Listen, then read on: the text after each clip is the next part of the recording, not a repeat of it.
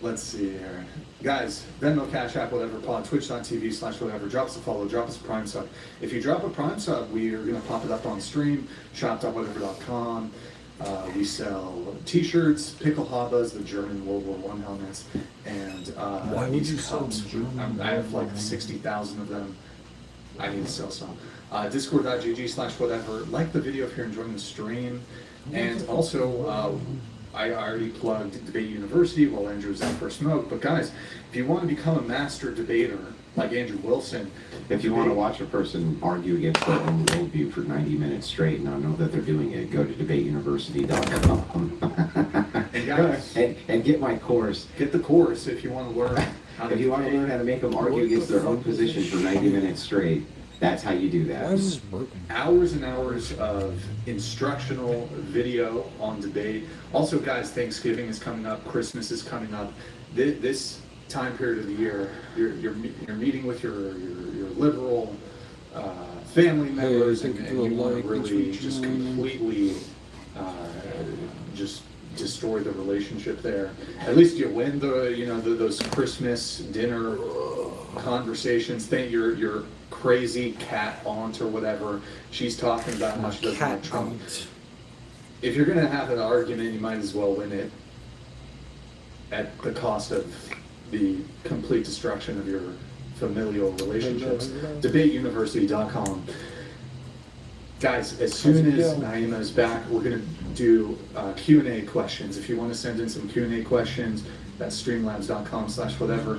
Why don't I just read this one from Pelagic? He sent a super chat. She has nothing to talk about.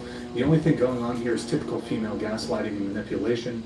She's just trying to throw Andrew off by using word salad. It's rather pointless. You're not going to throw me off. Thank you, Pelagic, for that. Pasty George, thank you for your super chat. Thank you for your super chat again, Pasty George. Kitty Pride, thank you for your super chat. KZ, thank you for the membership. Victor Villa, thank you, appreciate it. Thank you for your super chat. Robert Tanner, thank you for the membership. Robert Tanner, he did the 3 hat trick champagne pops yesterday. Yeah, Tanner's the fucking man, dude. He's a fucking legend. He's a fucking legend. Thank you, Robert Tanner. Are we, by the way, Andrew, the chat has been asking, you want to do a jar or? I'm not letting anybody, this time, I'm not letting anybody get out of this by trying to obfuscate or troll or any of that shit. It's not going to happen. This is a straight fucking debate where it always should have been. And that's what's going to happen. All right. No obfuscation, no clipping to obfuscate away from shit. I'm just, no fucking way. You Okay. know, the worldview just has to be put on display, and that's that. There it is. Nick, can you check on her? Some shekels for Paleo Man. God bless, brother. I was on the verge of an aneurysm listening to her. Kudos on making her hate her own position without her understanding what she was doing. Go ahead, you can check on it. Let's try to get this going, okay? What?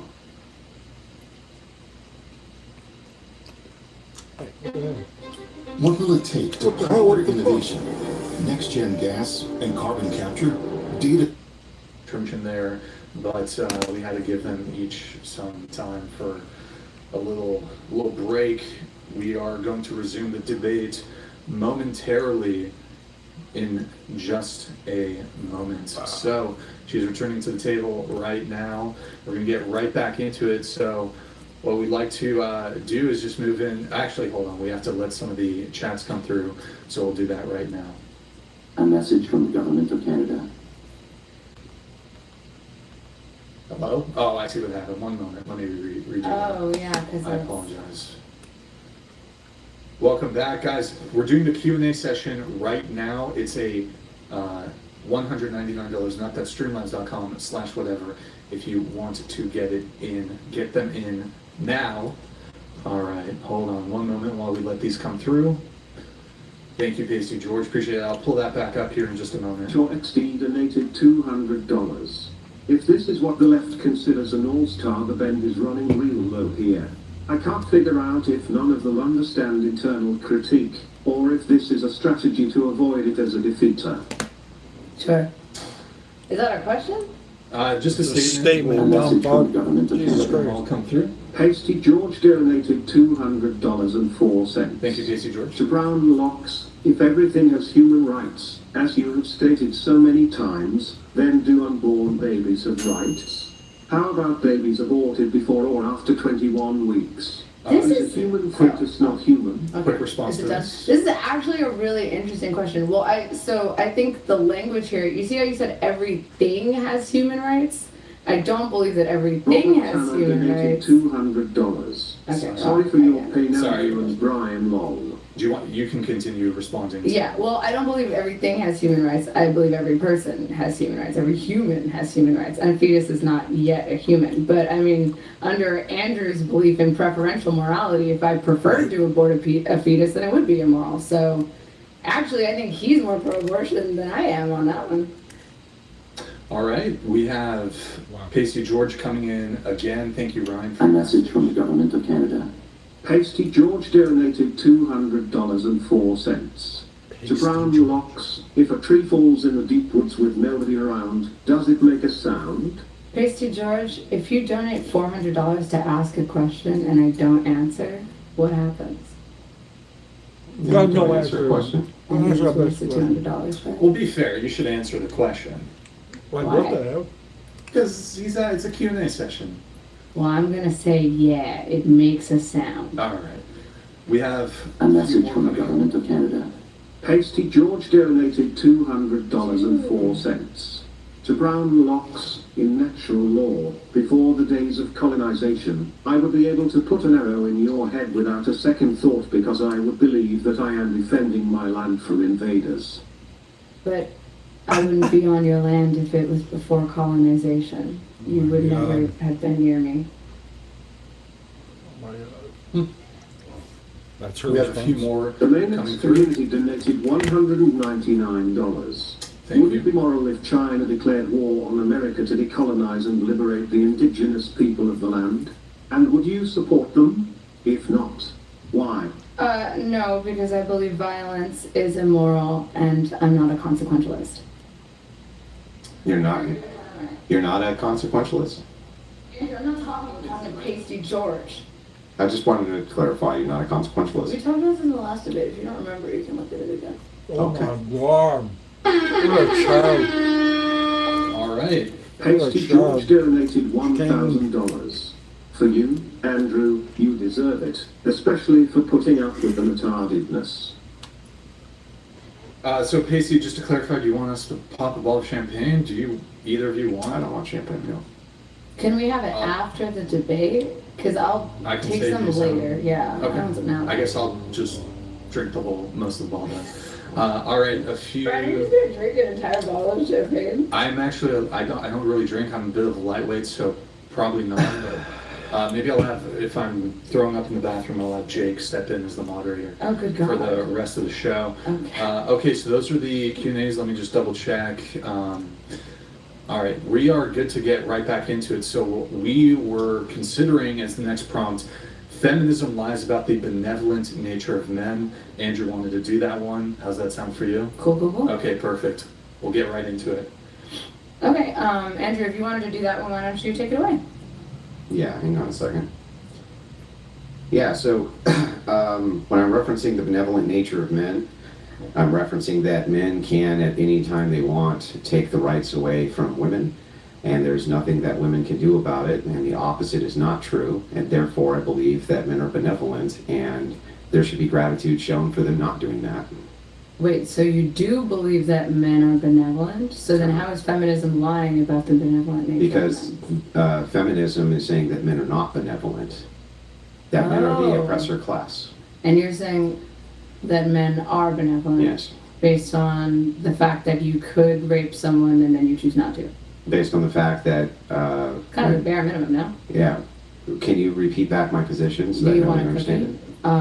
No, Andrew, why don't you just repeat it if you feel like you What? want I want you to steal man so I know you understand Jesus Christ, No, she's I so don't fucking understand that. it. dumb. I don't know where to go with that, Brian. Just give me your opinion again. I just gave it.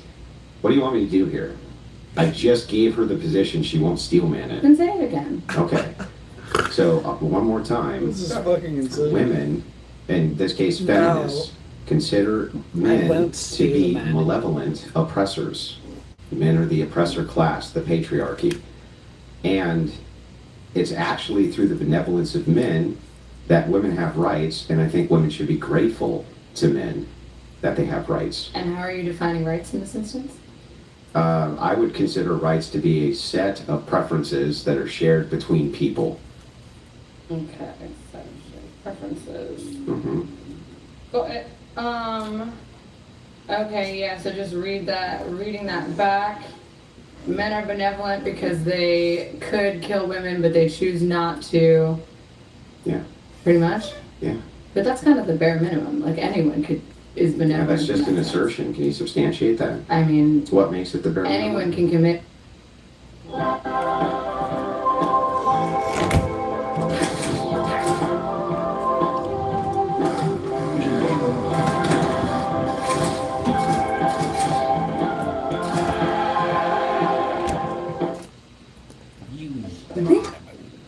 What, Dave? Bro, what the fuck? Wait.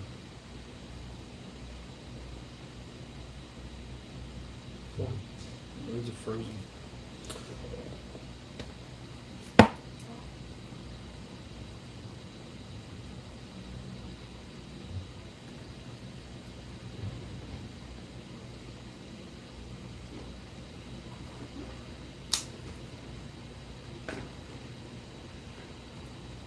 Bro, what the fuck? Why is it frozen?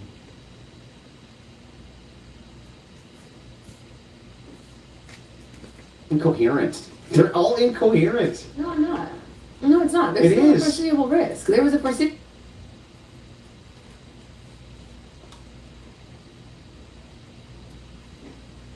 I think we should use it interchangeably, but that's Yeah, alright. You don't want to. so help me out here with this then. I just want to make sure I got this right. When we're talking about systems of Jesus. Moral if China declared war on America to decolonize and liberate. Your body. Your body is feeling things. You can feel things without your mind thinking about it. what? That's fine. The next prompt, guys.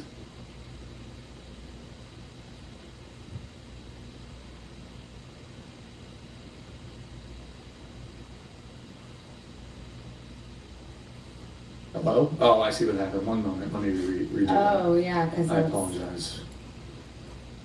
Welcome back, guys. We're doing the Q&A session right now. It's a $199 net. That's Streamlabs. Community donated $199. Thank Would you. it be moral?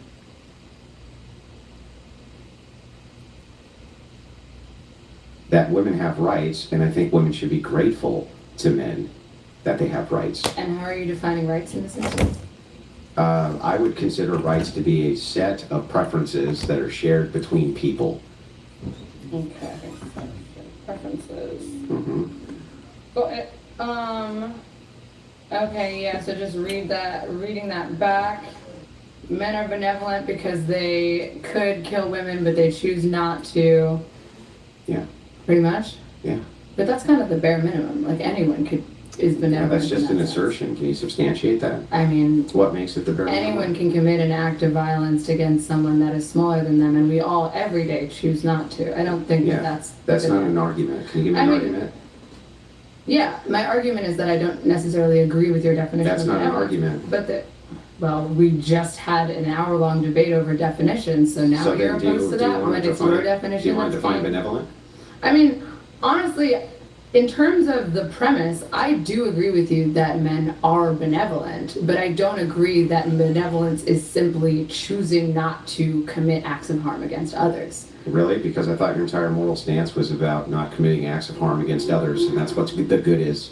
Yeah, So then but that's kind that of would the mean that bare then that would mean minimum. men are good. No, I mean, good is proliferating positive acts. No, that's not what you said. I think it's a That's not moral what you said. neutral. I think it's objectively morally neutral. objectively morally neutral? Well, oh god, not the word objective. Never mind, cut that one. I think it's just morally neutral. To decide not to kill someone is a moral neutral. You Okay. haven't done something Can you good, give you me- haven't done something bad, you've done nothing. Okay, then can you substantiate what moral neutrality is? Moral neutrality is when you haven't done something that is good or bad. Okay, so and what are we considering bad here from your argument? Bad would be the proliferation of human suffering. And this would mean then that since men are not proliferating human suffering, they're not doing anything bad, right?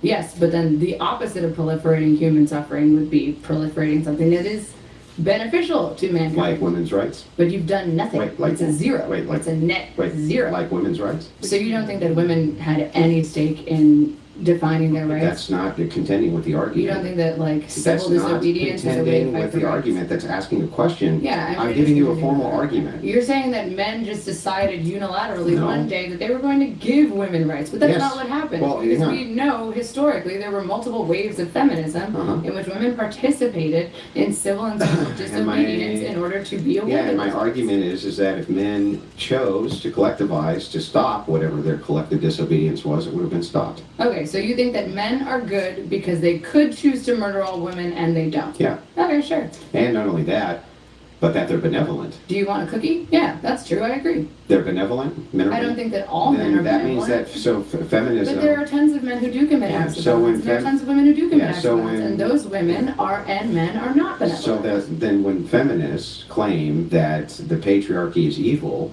and malevolent, you would claim the patriarchy is malevolent. No, wait. That I would claim the patriarchy is Benevolent. You would claim it's benevolent. So there we go. So Yeah. I'm sorry. Are you saying that I'm claiming the patriarchy is malevolent or benevolent? I'm asking, is the patriarchy malevolent or benevolent? No, I believe perpetuating inequality is malevolent, but that doesn't mean that all men are inherently malevolent. Well, how does the patriarchy And the advocate for patriarchy inequality? is a system Yeah. of inequality Run on by the who? basis of gender that is run by men. Okay. So Yes. those men are evil? I think that if you are attempting to perpetuate inequality Uh-huh. through the oppression of others, Yeah. that is a morally bad And action. how's the patriarchy doing that? The patriarchy is perpetuating inequality of women by, denying them the right to vote, denying them. Didn't they give them the right to vote? Well, they didn't give them. It was one. Well, no, they, again, unfortunately, just seconds ago, you agreed with me. Yeah, that I if do men- agree hang with on, you. That if men wanted to take away the rights of women to vote, they could. By that logic, then, if the patriarchy could have taken away the right to vote and did not, how could they be anything less than benevolent? Didn't they equalize voting between men and women? Yes. Then, how could you say that But the they're in some patriarchy way isn't what equalized voting between men and women. It was women's struggle that is what granted women the right to vote. No, it was men who did not get in the way and went ahead and granted it because they could have taken it whenever they wanted. Well, I don't think that every man is an inherent, master of the patriarchy.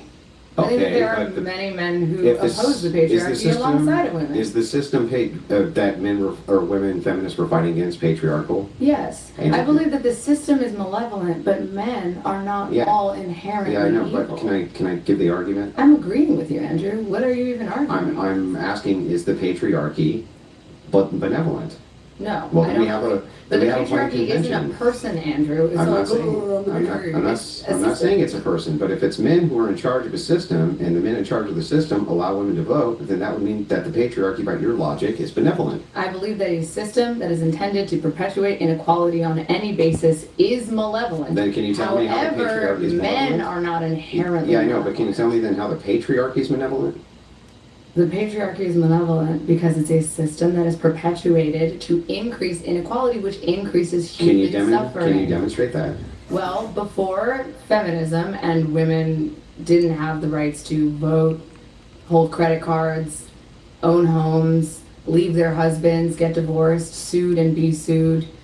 If a woman were to be mistreated by a man, she would have no power to leave that man without sacrificing her ability to have housing, food, and basic human needs. So it puts women in a position of dependency on men, so that if there is an individual man who decides to behave malevolently, that woman has no ability to get away from him. And the patriarchy, And the patriarchy patriarchy- perpetuates that the patriarchy- by preventing no. women Okay, from go ahead. having access to jobs and the things that would allow them to get their own Yeah, resources. so there's Thus two defining their own arguments. individual freedom. Yeah, there's two arguments there, so I'll Sure. contend with both of them. Let's start with the first one.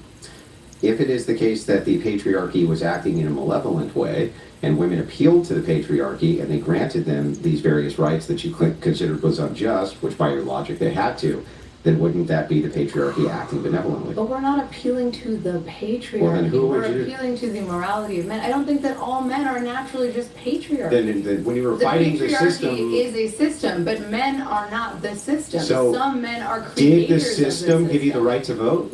The system did not give us the right to vote. Then who did? Men who were not a part, who did not subscribe to the system, helped us establish the right to vote through our own work as social muckrakers. So wait, I'm confused. Civil disobedience. Who was in I charge? mean, do you not believe in Who, like protests? who was in There's no charge? Who was in protests. charge at the time? Was it a patriarchal system? Yes, it was a patriarchal And system. did that patriarchal system give you the right to vote? No, Well, then how did you get the right to vote? men and women Uh-huh. who were against the concept and the proliferation of the patriarchy fought alongside each other. Fought how? With signs? Yeah. Oh, I mean, it's And- worked all over the world. I Nelson see. Mandela, Gandhi. I see. So, hang There on. is civil disobedience that So is how- awarded people rights. How did they win it exactly? Like, what did they do? Well, a law was passed that What gave law? women the right to vote. What law? Which amendment is it? I don't know. No, I don't remember which amendment You specifically don't is the remember one that? that gives women the right to vote, but there is an amendment that gave women the right to vote. There's also an amendment that gives. So then, actually, the established system, which was in power, which was patriarchal, passed an amendment for women to vote. But it's not a system passing. A system is not a person, though. Yeah, I know. Yes. Do people get to vote on amendments? Yes. So people voted on the amendment. That's not the Brian, can we system, pull though. up? Do you understand the difference Yeah. between a system and a person who I would is like to in pull a up. system? I would like to pull up if people voted on the amendment. Yes, people did vote on the amendment. Okay. So you think that all of those people, like, do you think that every man is inherently the patriarchy? Hang on, let's do a fact check here. I just want to make Well, sure. do you think that every man is inherently the patriarchy? What do you like me to pull up? Did the people have a direct vote on the 19th Amendment? No, it's 19th. Glad I didn't guess. I was going to say 22nd. One moment. Here. It says, no, the general public did not have a direct vote on the 19th But that's not Amendment. how any amendment The is amendment added. was ratified through the process outlined in the U.S. Constitution, Okay. which involves votes by elected representatives. So then people did So vote. who was the system? Who is No, that the wasn't the system? people voting. Yes, You elected. just got caught in a So are huge lie. elected, wait, hold on, Andrew, are elected representatives human or not? Are they people? Were they the patriarchy? No, I'm asking, are they human? Sure. The question was, did people vote to Was that- ratify the 19th Amendment? They I'm saying didn't. yes. And The there people were, didn't vote. I'm not saying the people, Yes, the you entire were. country, I'm saying people. You're just gaslighting because you got caught No, in a I'm lie. not, Andrew. Now, help me out I'm here. saying people Wow. as in. Were the elected officials the patriarchy? I don't believe that all of the, I don't know every single elected official. Then who voted was the on it. patriarchy they were fighting against? It's a system, it's And not a who was in charge of the person. system? Do you understand? Who that was it's in not a charge of the person? system? The system proliferates itself. No one is specifically like, do you think there's How like do a systems Lorax for proliferate the themselves without patriarchy? people? A system is created. By Actually, people. that's, yeah, so a system is created by people like and can talking be to a amended by fucking people, wall. but the system itself is not a person. Do you understand that? There's no person who's like, I am the spokesperson. of Was the patriarchy. patriarchy in charge of this system or not? Was the patriarchy in charge of the patriarchy? Was the patriarchy in charge of the system? Of what system? Of the electoral system? Was the patriarchy in charge? Well, men were in charge of the electoral system, Was the but the patriarchy? patriarchy's not able to be in charge of the patriarchy. What's wrong with you? Who's in charge of the patriarchy if it's not the patriarchy? Well, it's men, but not every man is inherently a member of the Who patriarchy. says every man? I'm talking about elected. Exactly. I'm talking about elected officials. Exactly. Were the elected officials who these women were protesting to change law the patriarchy they were protesting against? I don't know if every single elected official that voted on the 19th Amendment was for or against the patriarchy, Andrew. Were they the patriarchy? Are they all the patriarchy? I'm not going to make that assumption about. Then a what large system group are of you? people. Then point to what the system is that's the patriarchy. What is that system? The system of the patriarchy is the government structure that enabled Well, actually, the system of the patriarchy is the structure in government that enables inequality on the basis of gender. It's not just one thing, it's a series of laws. And was that system of patriarchy? It was in- set up by men. And was it in place at the time the 19th Amendment was put in place? That Yes. system of, and so weren't they appealing to that system of patriarchy in order to get the 19th Amendment passed? They appeal to men who worked within the patriarchy, but those men So don't the have to patriarchy? be the patriarchy. So they appealed to the patriarchy. But not every man is the patriarchy. I didn't say they were. Yes, In this you are. case, we're talking about a system of elected officials where that system of elected I don't think officials, that the the patriarchy. Constitution and the entire government is the patriarchy. Then what is the patriarchy? It's Point to specific it. laws that enable the proliferation How can of a law be a inequality. patriarchy? A law can be so it's specific laws that enable the proliferation of inequality. That can't be the patriarchy. The patriarchy Yes, is people, it's a isn't it? collection- No, you're the one that said that. Patriarchy is not people? No, it's an inanimate object. It's not a fucking person. You keep saying the patriarchy is people. That's what I'm trying to tell you. So what's a matriarchy? A matriarchy would be a system of laws that proliferates the inequality of the sexes in favor of women. So if you have a matriarchy, would it require that there was women who were in charge and in powerful positions, the top Yes. positions, Yes, right? Otherwise, it wouldn't be matriarchal, right? sure. So then patriarchal, it would have to have men in those same positions. Yes, but those men Hang on, are not let me the just follow up. patriarchy, Let me just follow up. right? Well, no, I think that, who else would be the patriarchy then? It's a system. It's a It's si- laws, Andrew. Can you- Like the law that did not allow women to vote is a part of the patriarchal system. But it's not one freaking dude. Why do you keep thinking that the patriarchy is a single set of humans? Okay, well then walk me through. It can be an ideology as well. Okay, I So like see. if you were a man who says, I believe that women don't have a right to vote, then yes, you would be in favor of a patriarchal So system. when feminists were fighting against patriarchy, they were fighting against an inanimate object. We're fighting against a system, yes. An inanimate Do you object? not understand how systemic oppression works? Well, I don't understand how No, you don't understand how patriarchy systemic works. oppression works. Okay, so you don't understand how patriarchy I guess I don't. Thank you. All right, I'm well- super confused. Feminists were fighting against an inanimate object. It's a system. Do you know what a system is? Can you define Well, the I word think system? that I think that systems of governance require human beings. Yes. And I think specifically that But systems of I government. think specifically feminists were pointing at men in the government as being the patriarchy for sure. Systems of government require human beings, but Uh-huh. systems of government are not human beings. That's what I'm saying. Those men might have had power because of the patriarchy, but the patriarchy is not defined by those 5 people. If they were to die, then the patriarchy is not dead, it's not over. And that's the issue with the system, is because it's inanimate, you can't just appeal to one group of people and expect it to end. So let me. That's why there's been multiple waves of feminism. Okay, so I just If the wanna- patriarchy was just the people that ratified the 19th Yeah, Amendment, then yeah. we would be over. Like there'd be nothing to talk about. So when you're appealing to, I want to get rid of the patriarchy, Yes. you're saying that you want to just change governmental systems? I want to repeal certain laws that proliferate the inequality. So of the patriarchy is sexes. just laws? Well, it's a collection of laws and systems, yes. Well, what system? Well, it's within the United States government system. Yeah, but what's the system look like? Because it looks to me like we have the same fucking system that we had then. Yes, but you see how laws can be amended and can change So it's the just rights? laws? Yes, essentially. It's So, a collection of laws. patriarchy is just a collection of laws. Well, it's the idea that a collection of laws creates a system of inequality. Yes. Okay, so on the basis of gender. is any law which creates something which is unequal based along gender lines patriarchal? Well, if it creates inequality on the like in favor of women, then no, that would be a matriarchal law, right?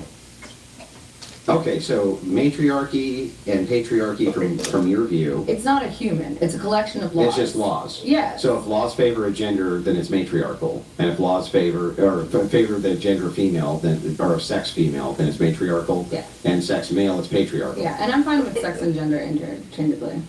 I know some women. I mean, I'm not Really? really. You don't think that you can use sex and gender interchangeably in this context? No, I think that when progressives say gender, they mean something that I mean. I use it interchangeably with sex because I mean female and male, and they don't. So let me In the ask context you. of this, I think we should use it interchangeably, but that's Yeah, okay if you don't want to. so help me out here with this then. I just want to make sure I got this right. When we're talking about systems of enforcement for laws, Mhm. for these laws, Yes. Is the primary enforcement mechanism going to be men? Well, the primary enforcement mechanism for most laws is our legal system, right? No, the enforcement arm. The enforcement would be the police. And would you say that the police are mostly compiled of men? Yes, sure. Okay. Would you say that almost all enforcement mechanisms are compiled mostly by men? Sure. So then if we're talking about just the enforcement of laws that you want, aren't you again appealing to men? Okay, and? I just want to make sure that that's correct. Okay. Well, then you're ratifying force doctrine. I'm not ratifying force doctrine though, because it's not a judgment on, I mean, actually, I believe in your descriptor of force doctrine. My issue is that I don't believe in your prescriptor of force doctrine. I don't believe in your opinion on it. Force Yes, doctrine is force not a doctrine- prescription. Well, do you have an opinion on force doctrine? Do you believe that, It's a descriptor. do you believe that it's moral? What? Force doctrine. Do you Well- believe that using coercive force Wait a second. to consolidate power is moral? Sometimes. Okay, that's fair. Yeah, sometimes it is. But But not all the time?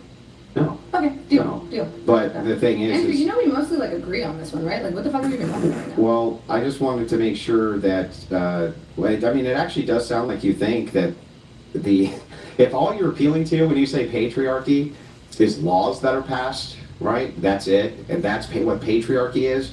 I think that that is in complete disagreement with the feminist movement and what early feminist pioneers were saying, which is that it's a male-oriented system, not laws. It is a and- male-oriented. And that it's the men who are in charge, which are problematic. So, I believe that the laws are what are basically I believe that the laws are what are malevolent in this system. When Okay. it comes to the existence of the patriarchy, it is laws. Those laws were created by some men. Those men who created laws to perpetuate inequality, they are immoral for that action. But I don't believe that all men are immoral just because we live in a patriarchal society. I mean, that would be ridiculous. How I'm would not- I do but anything? that's How not would I what have a I'm- conversation but with that's you? not what I'm asking. It I'm is. asking you to You said that differentiate. feminism lies about the benevolence They of do. men, and that feminists believe Feminists that all do lie men about are the benevolence immoral, of men. and I don't think that all men are immoral. Yeah, well then I don't think that you believe in the same prescriptions that your feminist forebears did. My feminist forebears didn't believe all men were immoral. Well, it's not either. all. They had husbands. They definitely believed, though, that the system of patriarchy was literally men who wanted to be in charge and men reinforcing the system of men Yes. being in charge. But that's not every man, is what I'm saying. I didn't say it was. Okay. That's not the point. But we're talking about the benevolence of all men. Mhm. Yes, I believe that the men who created the patriarchy are immoral, but that doesn't mean that the men who continue to exist in the patriarchy Okay. are all And inherently immoral. what makes those men immoral?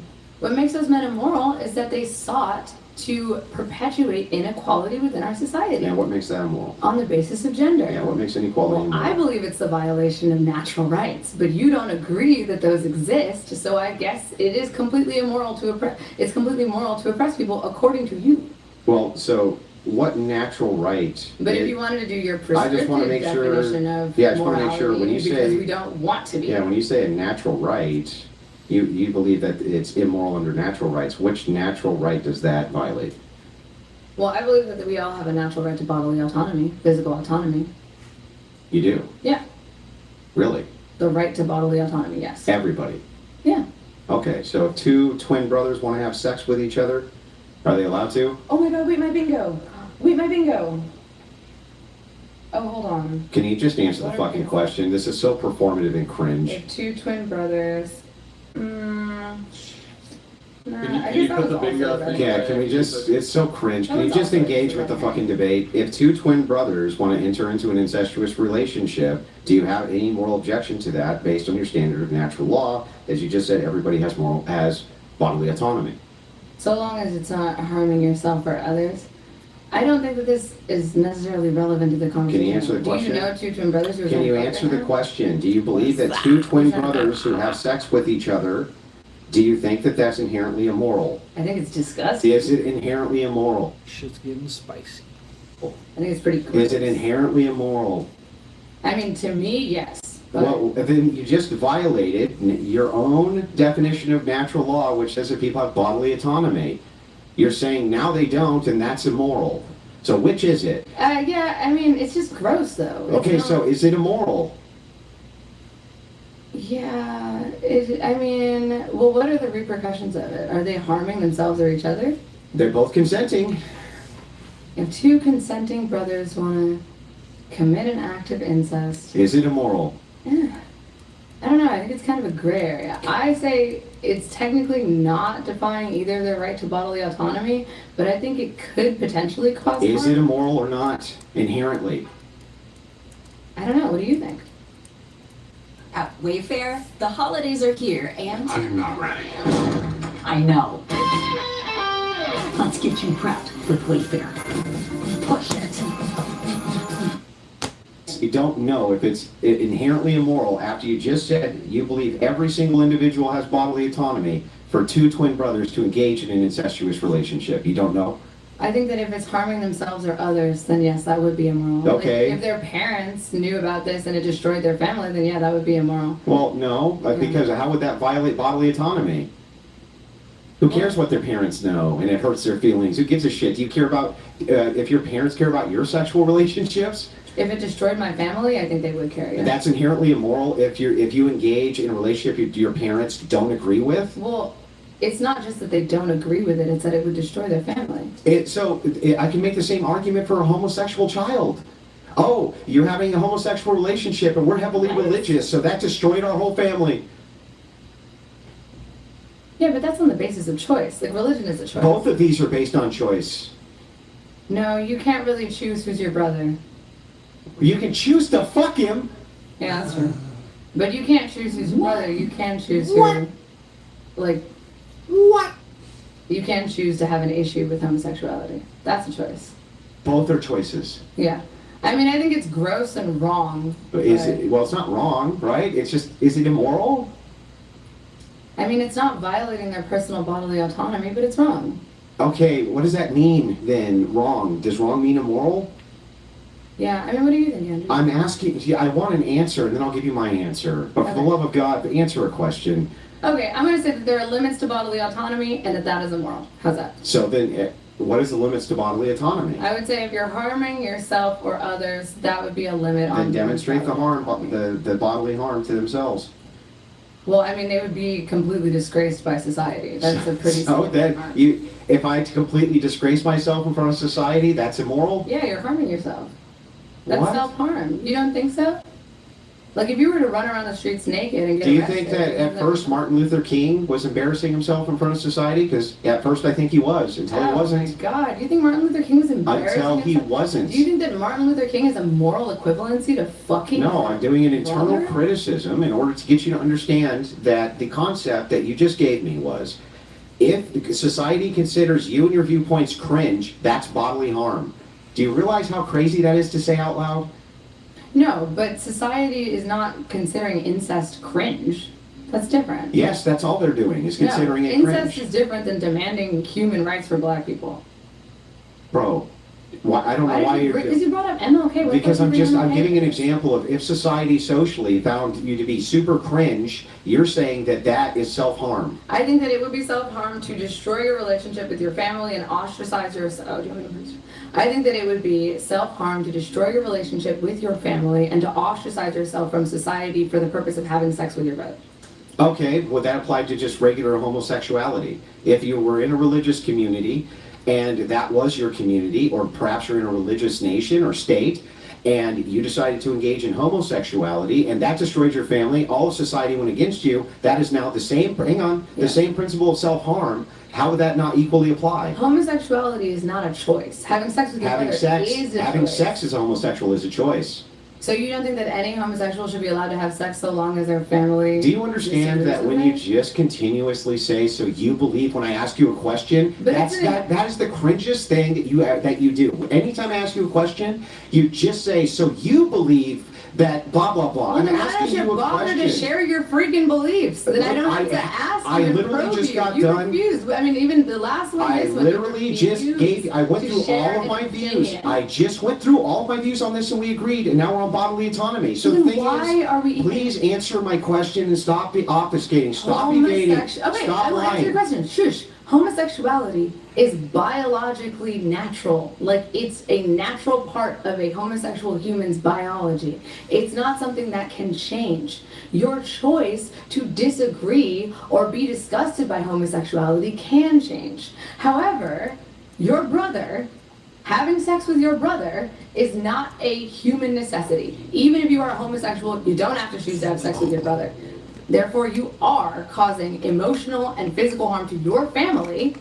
However, being gay is not a choice. So if it's Do the you think that being gay is so a if choice? it's the case that would you agree with me the definition of homosexuality is attracted to the same sex for purposes of sexual intercourse or something like this? Yes. Great. So then if it's the case that you're attracted to your twin brother, is that a choice?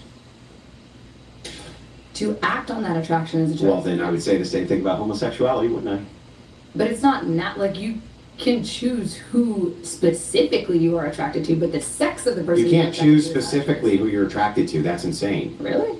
You can choose who you're attracted to. You don't think that there's any personal If you can preference just involved choose who in you're choosing- attracted to, then why can't homosexuals just choose to be attracted to women? You can't.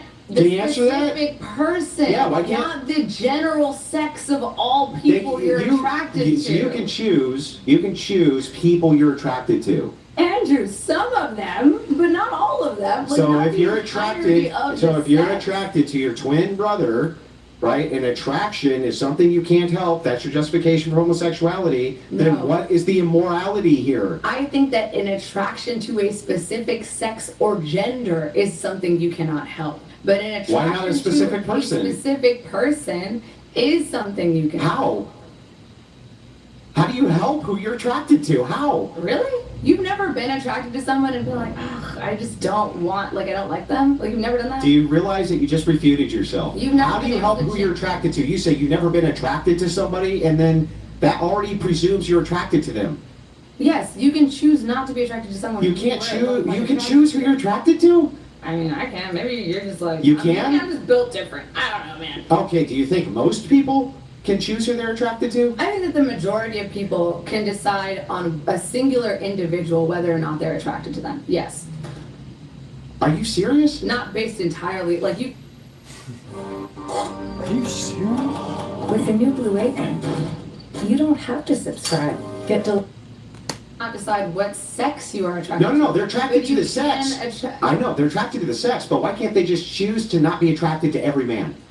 You cannot choose, because I'm answering your question. You cannot choose which sex you're attracted to. They're But you attracted to the can sex, choose but they're which choosing not to be attracted to individual- every man. I'm using sex by gender. I am Yes. too. I'm using. Listen. Okay. So then what the fuck are you here, talking look. about? It's simple. They're attracted to only men, This red hair. but because it's not a red herring. Yes, it is. No, it's not. Yes, So they're able. I'm internally critiquing. I'm internally critiquing bodily autonomy. Go ahead. Okay. And all you do is run. So the thing is like, look, this is super simple.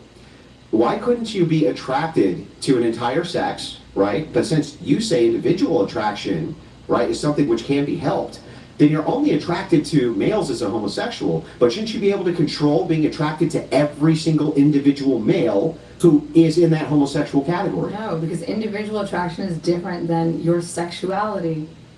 It's a specific person versus an entire sex. Do you Yeah, not so, understand the so, difference so then between you those things? individualize them, and each individual person in that sex category, you choose not to be attracted to. No, that would be impossible. Why? Because it's biological. So then, if you can't help who you're attracted to, You cannot that's the help- justification for homosexuality. Why couldn't that be the No. justification for an incestuous Because you don't relationship? understand the difference between a sex and an individual. You can choose the individuals you decide you want to be attracted or not attracted to, but you can't decide the entire sex you decide to be. No, you're attracted to the entire sex, but why couldn't they just say that they're not attracted to each and every individual in that sex and choose that? Because that's the entire sex. If it's all of them, then that's still the sex. Well, then- if it's every individual, then that's the sex. Then your argument's circular the other way too. It's not circular. Yeah, if they only have one brother. Your argument is If you only have one brother and you're only attracted to your brother, right? Or you're only attracted to your family members, But or you're that's only not attracted to Let that. each other finish. If it's the case that you're only attracted to your family members, right? How can you help that? What version of sexuality is one where you are only attracted to your Actually, there is a version of it. Would you like Brian to pull it up? What the fuck is that? Pull it up, Brian. What do you What do you call a person who's only attracted to family members? An incestophile? I think so.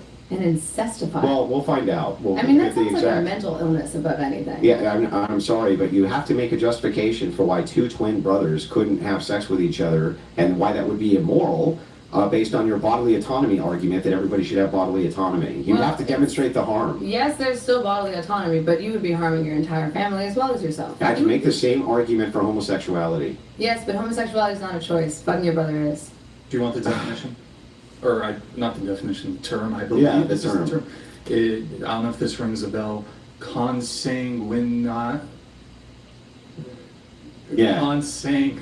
Consanguineous? Consanguinamorous. Yeah. A person who, in a consensual romantic or sexual relationship with an adult blood relative. Consanguinamorous. Okay. I tried my best. Your family all. Wait, Here. I want to know, what percentage of the population Let's is try- consanguineous? let's try this. Like, is this You like got a, it. You nailed it. Yeah. is this a large group What of people? percentage? No, I'm sure it's very small. It's probably It's small. gotta be. So- then why are we talking because about it's- this? we're testing- No, actually, I want to finish it. I'm almost done. Redirect the conversation. We can, and I'm to almost general done. I bodily just want to ask autonomy. one last I question. think it's weird that we've been so focused on One last these question two on bodily twin autonomy. Just to be fair, I searched her thing up. So globally, it says about 20% of the world's population lives in communities where consanguineous marriage is preferred, Oof. with a rate of 20 to 50% in parts of the Middle East, North Africa, and South Asia. They're all immoral, right? So in those countries, it's, well, I mean, if they're... They're all immoral, right? Hold on. Can I ask you a question? Me? Yeah. Yeah, sure. I mean, wait. I want to go back to more research on this. I feel like I can't give you a good answer because I don't really know anything about it. Well, there's also cousin marriage worldwide. Yeah, because are we talking about like the cultural tradition of marrying your cousins or having incest with a sibling in a society Well, that let's does just. not accept? Well, here, I'll just make it polyamory? simple. I'm just going to make it super easy. The question: your whole family dies in a tragic accident except your twin brother. So now you can't destroy them emotionally because they're all dead. Is it okay or moral then to have a twin brother incestuous relationship based on your principle of bodily autonomy? I guess if you're not hurting anyone, including yourself, then sure. But I don't think that this negates the basic belief that bodily autonomy is a human right. Because I do think the consequences of living in a society where bodily autonomy doesn't exist are far greater. I mean, if nobody has the right to bodily autonomy, then at any point, any of us would be able to just fuck with each other and physically harm each other. But don't you want to without restrict bodily consequence. autonomy constantly? What? Don't you want to restrict bodily autonomy constantly? In what universe do I want to restrict? Well, I don't know. bodily Did you autonomy? support the lockdowns? Did I support the, well, that again is an exception in the case of creating harm to yourself or others. Well, wasn't that a Those are the two exceptions. wasn't that a subjective harm?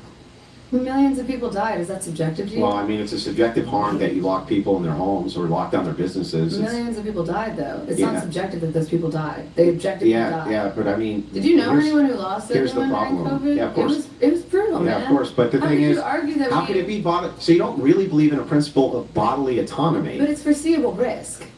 Like, there's a foreseeable risk that if you go outside while there is a contagious deadly Uh-huh. disease and you continue to spread that Yeah. contagious deadly disease, So- you could foreseeably cause So bodily autonomy should be restricted as long as we can justify that there's some sort of harm to other people. Or is that right? Yes, to an extent. To an extent. I think that there are certain exceptions, but I think on a general principle, yeah, I agree with that. So why shouldn't we stop women from having abortion if half of us perceive the harm of it? Well, because you haven't proven that it's a legitimate Why do we harm. need to? All we have to do is perceive it that way. No, you have to prove that there's legitimate Then harm. why do we care about this? Foreseeable risk, like on a legal sense, you have to be able to prove Then that why- there's a foreseeable risk. then why do we care you about can't you just just- go based off vibes. Then why is it that we care about you hurting your entire family because it hurts yourself again? Because that's just perception. Because there was a proven foreseeable risk. Like legally, there was a proven foreseeable risk that going outside could potentially cause bodily harm. And by the way, You think jeans, you think Ariat. You think jeans that clock in, cut loose, and never call it quits. like alive during COVID, people still left their houses all the time. People threw parties. Like people did tons of stuff. They during resisted. COVID. They resisted the state-sponsored bullshit. That's true. But it wasn't a mandate. Like it wasn't forcing you to. They be did inside. force The businesses lockdown to was shut not- down. Yes, they did. Okay, well you could still go And they outside had, though. and progressives wanted COVID passports. Where are your paper checkpoints? right? Very fascist dystopian. So that you can't spread a disease that was killing people. So then Do restricting. you think that you should just be allowed to spread a disease? Well, I and think kill as many that people I as think that your possible? principle of bodily autonomy is making less and less sense because it seems No. like as long as we subjectively can claim that you're going to do something which we perceive as being harmful, then we can restrict your bodily autonomy. No, it's not subjectively can claim. It's objectively can claim. Oh, we can As objectively long as claim you it. can objectively claim that there is either foreseeable risk Uh-huh. of causing bodily harm, Uh-huh. or you are actively causing bodily harm to yourself or others, then an individual deserves bodily autonomy. Then why don't we restrict swimming pools? Why would we restrict? Because there's a massive foreseeable risk that you're going to cause harm to yourself, your family, or other people who come swimming. I don't think there's a massive foreseeable. Also, that's why we have lifeguards. There's a much bigger chance that your percentage as an individual would die probably in a swimming pool than from COVID-19. But swimming pools are voluntary. We're not forcing everyone to go into a swimming pool. This is so funny to me.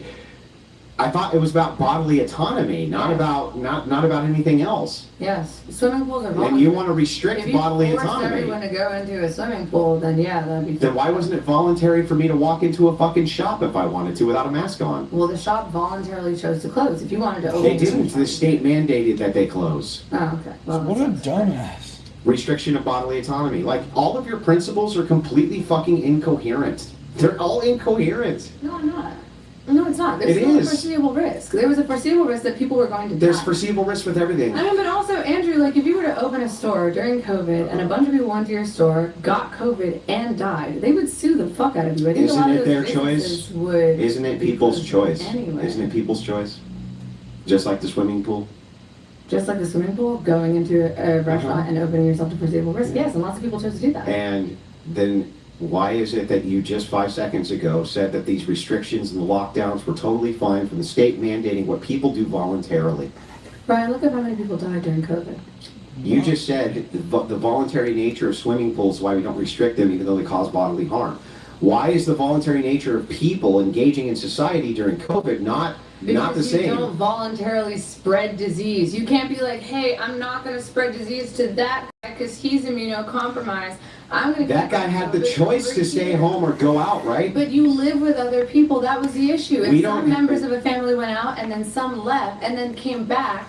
That and was the exposed their issue. No, that immunocompromised was no family issue, members to the remember? illness. They could die. Then the problem you have Dude, again COVID with sucked. It was a bummer and it was horrible for businesses. This is But so I would funny. rather have to stay inside or go to a park or go to a public space Yeah. than risk killing my grandma and the other immunocompromised people in my life. should people who all voluntarily But that's why the if shot people, was if voluntary. people are always voluntary, well, progressives How didn't many want it to people be. died from COVID? 7 million. So 7 million people died, Andrew. Yeah, how many You don't people think die that's every year enough- of the common flu? Sure.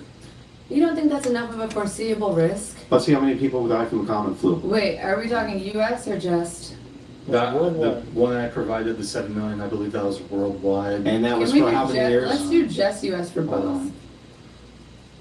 Just US for both, 1 second. Yeah, Mhm. because we're talking about the U.S. I mean, other countries don't have the same access to medical, health. that- Some of them have much better. Yeah, I know. So globally, the estimates that seasonal flu causes about 290,000 to 650,000 deaths each year. That That's seems a lot like a less than worldwide. 7 million. Well, That's worldwide. That seems like a lot less Calm than down. wait, because okay, we do U.S. Yeah, calm down. I'll Uh-oh. do US. There's no Whoa, Andrew, a way to get wrong. That's a foreseeable risk, isn't it? I don't think statistically it's a high enough foreseeable risk. How many people get the flu Wait. every year? Wait a second. How many people do you think 7 million people is as a percentage of the global population? Isn't the global population like 8.2 billion? Uh-huh. Yeah. There's a bit of a range, but 2022, 2023, the CDC estimates about 21,000 deaths due to influenza in the USA.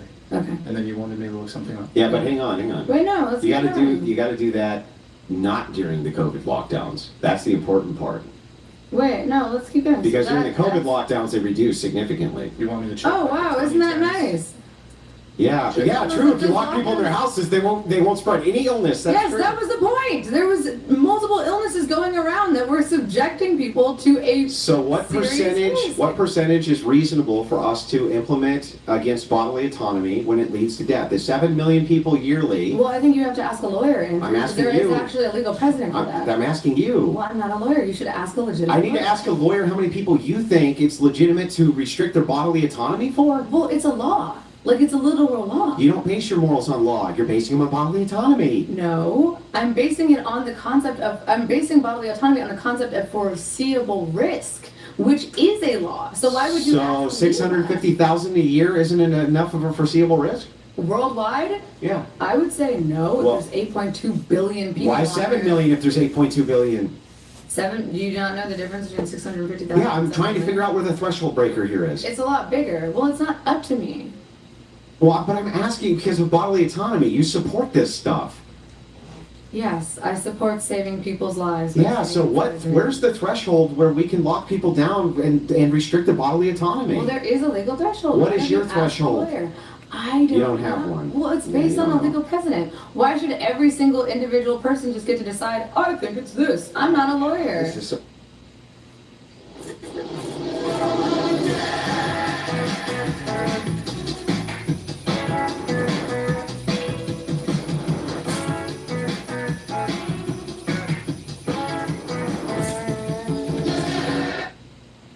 AI is transforming customer service. It's obvious we know that.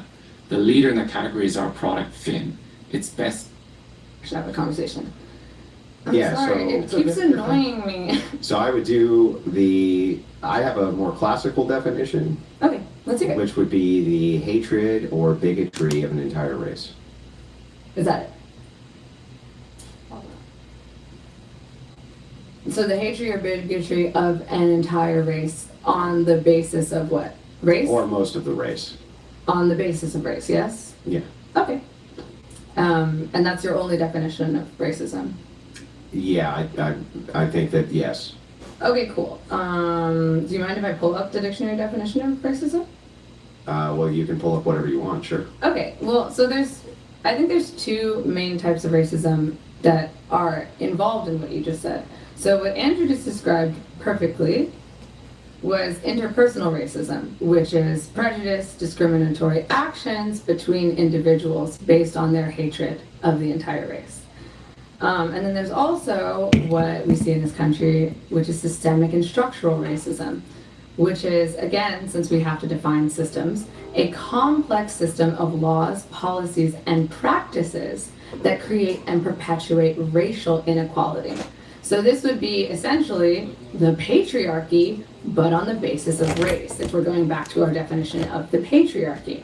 Now, where I agree with Andrew is that anyone can be interpersonally racist. Okay, well, then that's the end of that prompt. No, it's not, because there are multiple forms of racism. What's the prompt? And the power. Read the prompt. Blacks can be racist towards white. I mean, dude, we agreed on the last prompt and we still talked about it for like another hour, so let's get into it. Well, I mean, hang on. I just want to make sure Yes, that can you read the prompt, Brian? yes. Yeah, black people can be racist. And you're agreeing that that's the case? I just read that. Okay. Yes. Shall we move to a different prompt? No, I think we should continue with this one. I actually Well, if you really both agree, then. It was the one that I thought was the most interesting. I mean, So you I want to guess, talk about alright. systemic racism? We can. I guess Go if ahead. you don't want to move on, if you want to move on to another point, we can. But all I will say is, although blacks can be racist towards whites, the system that perpetuates inequality works in favor of white people. So while yes, it might hurt your feelings, it doesn't have a broader impact on your life, like genuinely decreasing your quality of life and standard of living. It's not backed by any power. Why don't I read some of the other prompts, and if you want to return to this one, we can. Okay. So we have feminism enslaved women instead of liberating them. That one I think is hilarious. I would be done with that one. Women just as violent as men, if not more. Problems with democracy, forced doctrine, the Let's discursive. do women more violent. Okay.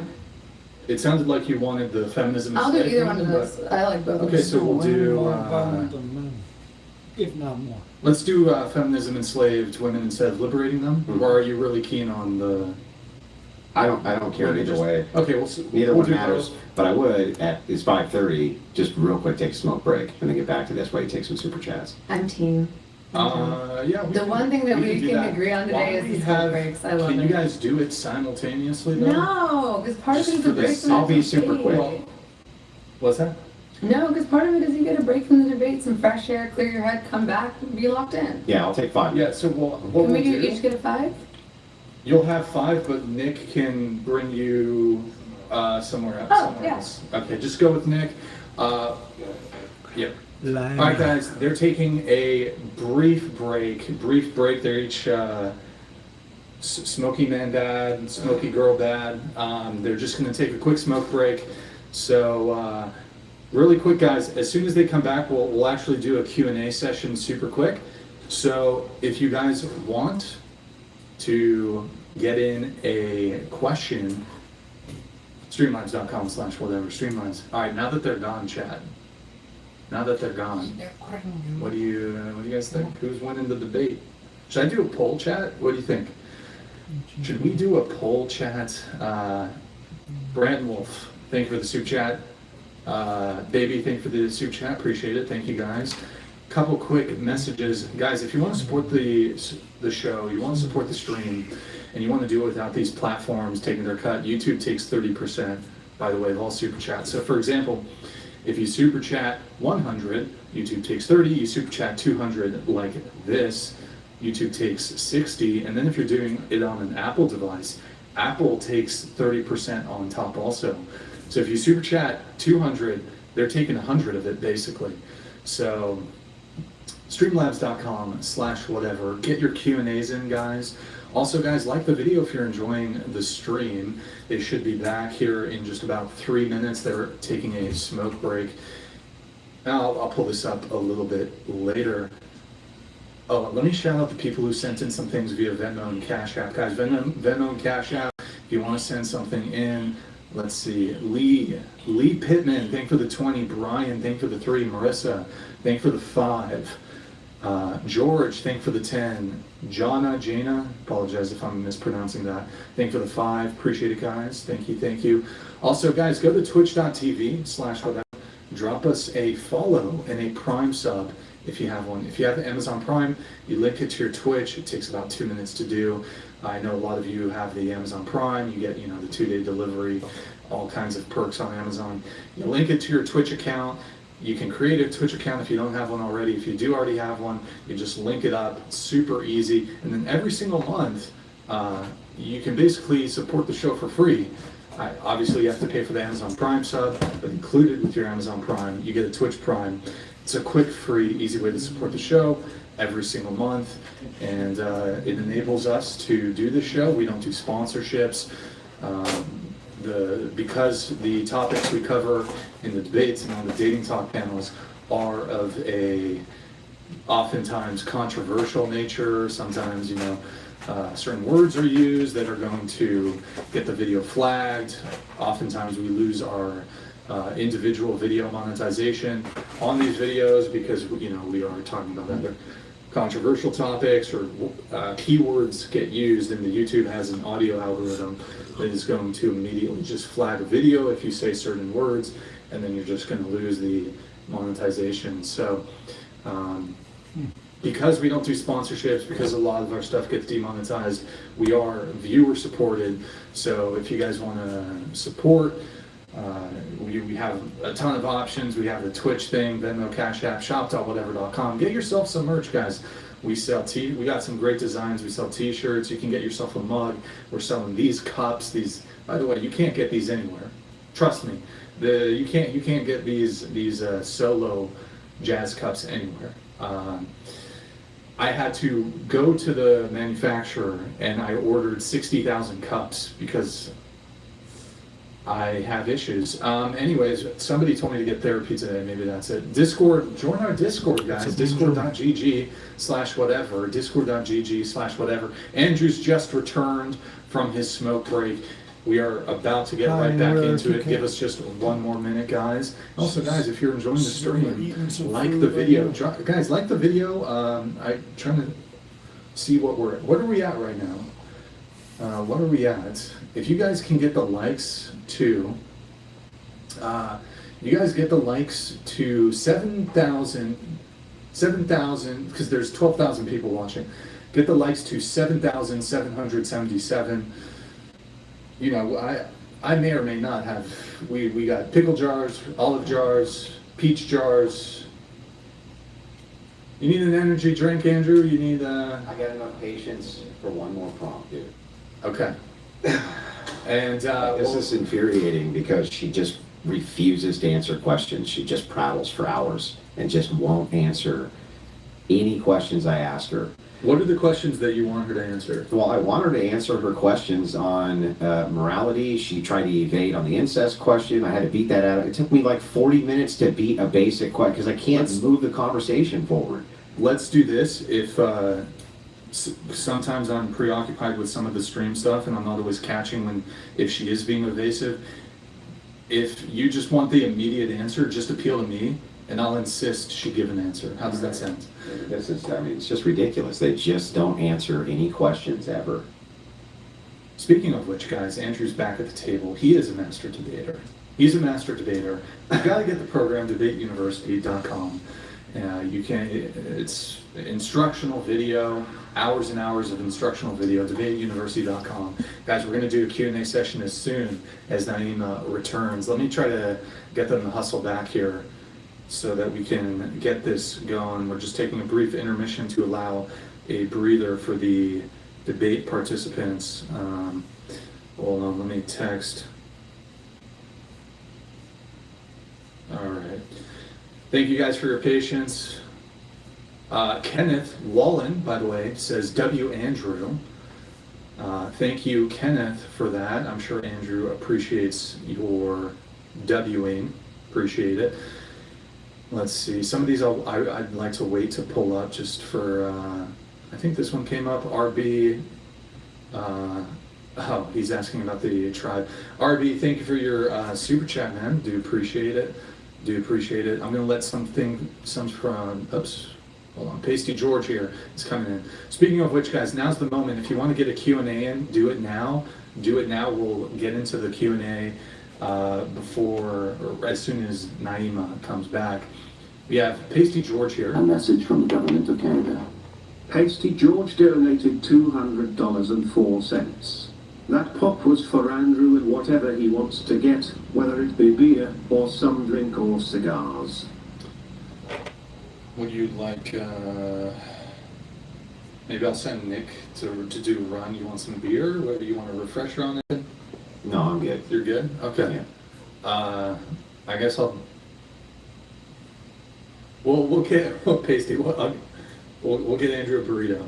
We'll get Andrew a beer. We won't do it on stream, you know, but yeah. Is your flight tonight or early tomorrow? Tonight. Tonight, yeah. That's why I gotta go. All right, they're back. They're back. Let's get it going. Let's get it going, guys. And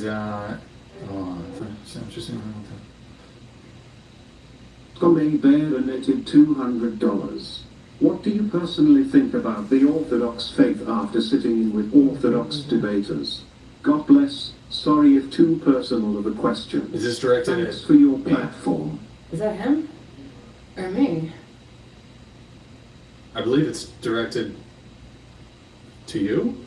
What do I think about the Orthodox faith? I don't know, man. Whatever floats your boat. Like Orthodox Christianity? Orthodox Judaism? Christianity. Orthodox Christianity? I think that's for you. Scuba Bear, appreciate it. We have a A question. message from the government of Canada. Oh boy. Oh my god, not George Patsy donated George. $200.04. Dude, this man is gonna drain his Brown Don't you Locks, feel kind of bad? slavery was good, and I'll let He's you a know giga why. chad. If slavery Is he a had giga never chad? existed, we wouldn't have the innovative music we have today, minus the devolving rap for brain-dead thug wannabes. What is he talking about? If Okay. slavery would have never existed, we wouldn't have. So you think we should have slavery is justified because it made good music? Should I disavow that? I don't know. Do you want to? Come on, Brian, that was a rough one. Like, you gotta admit, that was just stupid. Hey, I mean, that is maybe props to you, Patsy. I think that is one of the worst justifications. Pasty. Oh, not Patsy? Not Patsy, not Oh, Pasty. it's Pasty. Sorry. You can call him George or Pasty, Pasty. Pasty. I or think PG. I like Pasty. PG. Props to you, Pasty. I think that might be one of the worst justifications for slavery I've ever heard. Mr. Fernan Garcia, thank you, man, for the super chat. If morality is subjective, I think suffering is good. Hypothetically, I have a big army and more willing and capable to enact force than you. Outside of God, how am I wrong? Well, I don't think morality is subjective, so. I think morality is based on natural law, which is objective.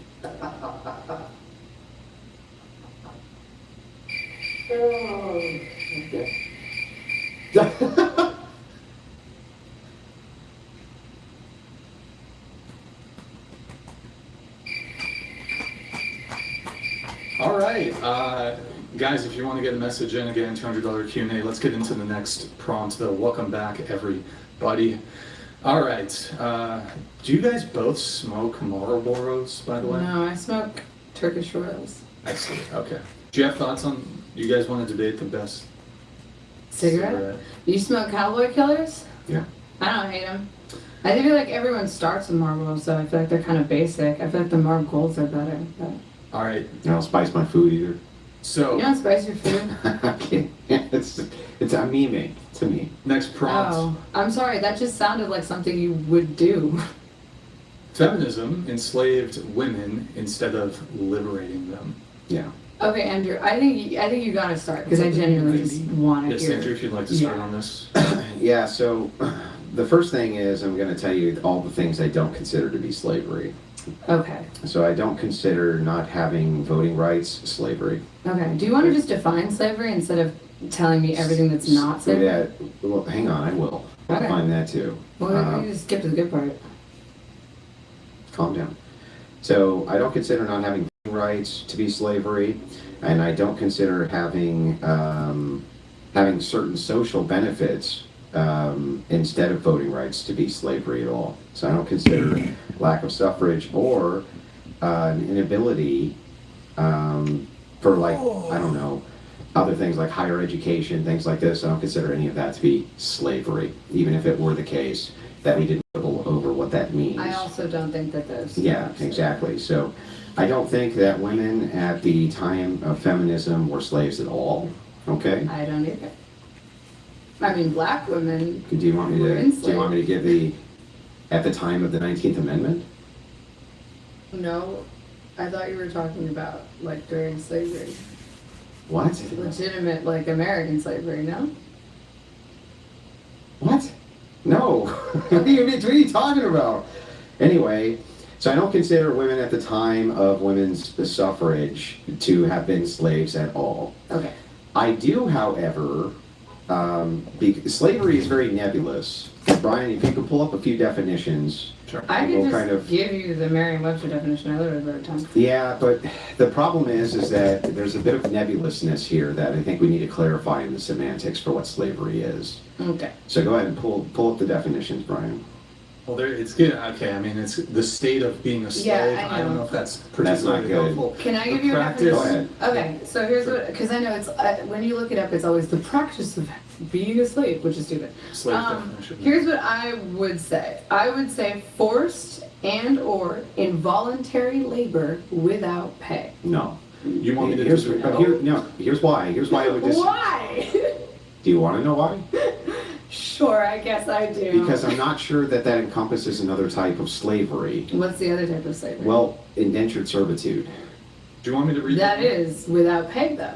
So it no, is it's well, encompasses not really. So Yes, it is. no, it's not. Just let me make the case. Do you want me Yeah, to okay, what? Do you know what indentured slavery even is? Indentured slavery or indentured servitude? They're the same thing. Indentured servitude is when you essentially got a patron who would allow you to come to America or this country, and then you had to work off your time Debt. spent, your debt for coming to this So it country. wasn't without pay. Well, I think that it was essentially not enough money. Spending time with friends during the holidays doesn't have to be fancy, just real. A good meal, a better core, and the people who make it all worth it. Blackfoot River Bourbon, made for moments like this. They just pay, all their pay was going to a debt. So that's the distinction that I would make there. No, I agree with you, and I think that to that point, sharecropping would also be slavery because it was a similar. All of your money was going towards a Yeah. debt. So you were not being paid. my basic argument here I is still think that we're agreeing on our definition, though. Can we Okay. just define our terms? Are Do we you want me cool to with read that the few definition? definitions? Yeah, sure. Just for slave. One, a person who is forced to work for and obey another and is considered to be their property, an enslaved person. Yes. Next one, a person who works very hard without proper Remuneration. I'm sorry. Remunerations. Remuneration or appreciation. I'm so embarrassed. No, Vern, it's okay. A person who is excessively dependent upon or controlled by something. Mm-hmm. An ant captured in its pupal stage. So hang on, the previous definition. I do just want to say, Brian. Read the previous 54%. definition. Yeah, I Yeah. just want to say, Brian, 54% of the population reads below 6th grade reading level, so you're doing pretty good. Thank you.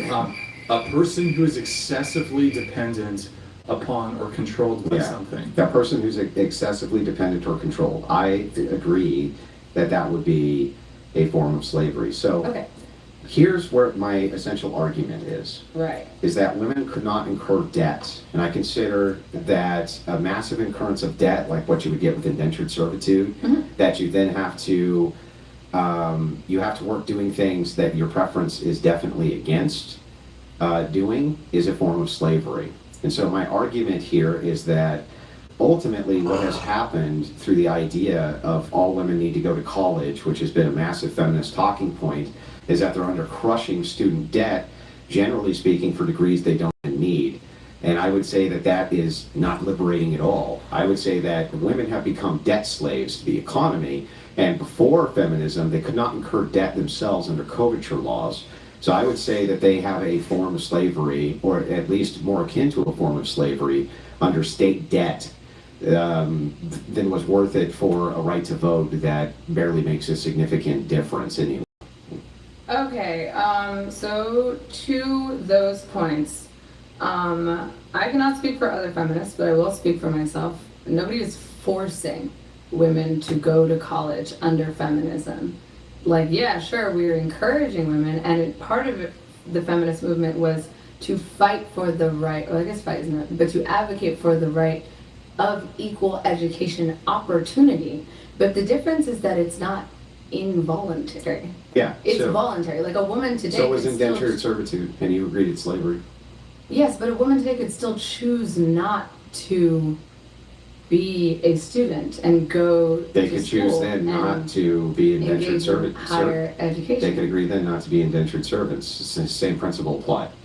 No, it's not the same principle, because what It's the were they same principle. leaving? Like, if you're leaving a potato famine, you don't really have an option. Either you're dying or you're now in a You still have debt. options, and it's your choice. And the same reason that many women will incur a massive amount of college debt is because No, they're trying. you're conflating two things. They're that are trying to not at all leave similar. terrible economic conditions. That's why they do it. Yeah, of course. it's So I would valid, argue but- that the burden of feminism these is not massive student loan forcing. programs, which are designed specifically to incentivize women to incur huge amounts of debt, which they do, has actually been more of a form of economic slavery than anything that they had pre-feminism under coverture laws, where they were not allowed to incur debt. They did not have debt, By which the they way, could incur. under curvature laws, women were also not allowed to keep their earnings. All of the money that they made from doing literally anything had to go to their husbands. That is not true, It- especially with inheritances. But going back to this belief that incurring debt through a university that you voluntarily choose to go to is somehow slavery, then wouldn't anyone who takes out a loan be a slave regardless of whether or not they're a man or a woman? I think usury is real bad. So And you so the believe that idea- every single person who is going to college voluntarily and voluntarily taking student debt is now a slave to that university? They are. Okay, so either you don't understand. Wayfair's 3 ways to holiday your home. First, deck the halls with festive decor. Next, prep your holiday table. And get ready to entertain with fast and free shipping. Shop everything holiday at Wayfair.com. With the new Blue Apron, you don't have to subscribe. Get delicious meals on the table in as little as 15 minutes. No subscription needed. Keep the flavor.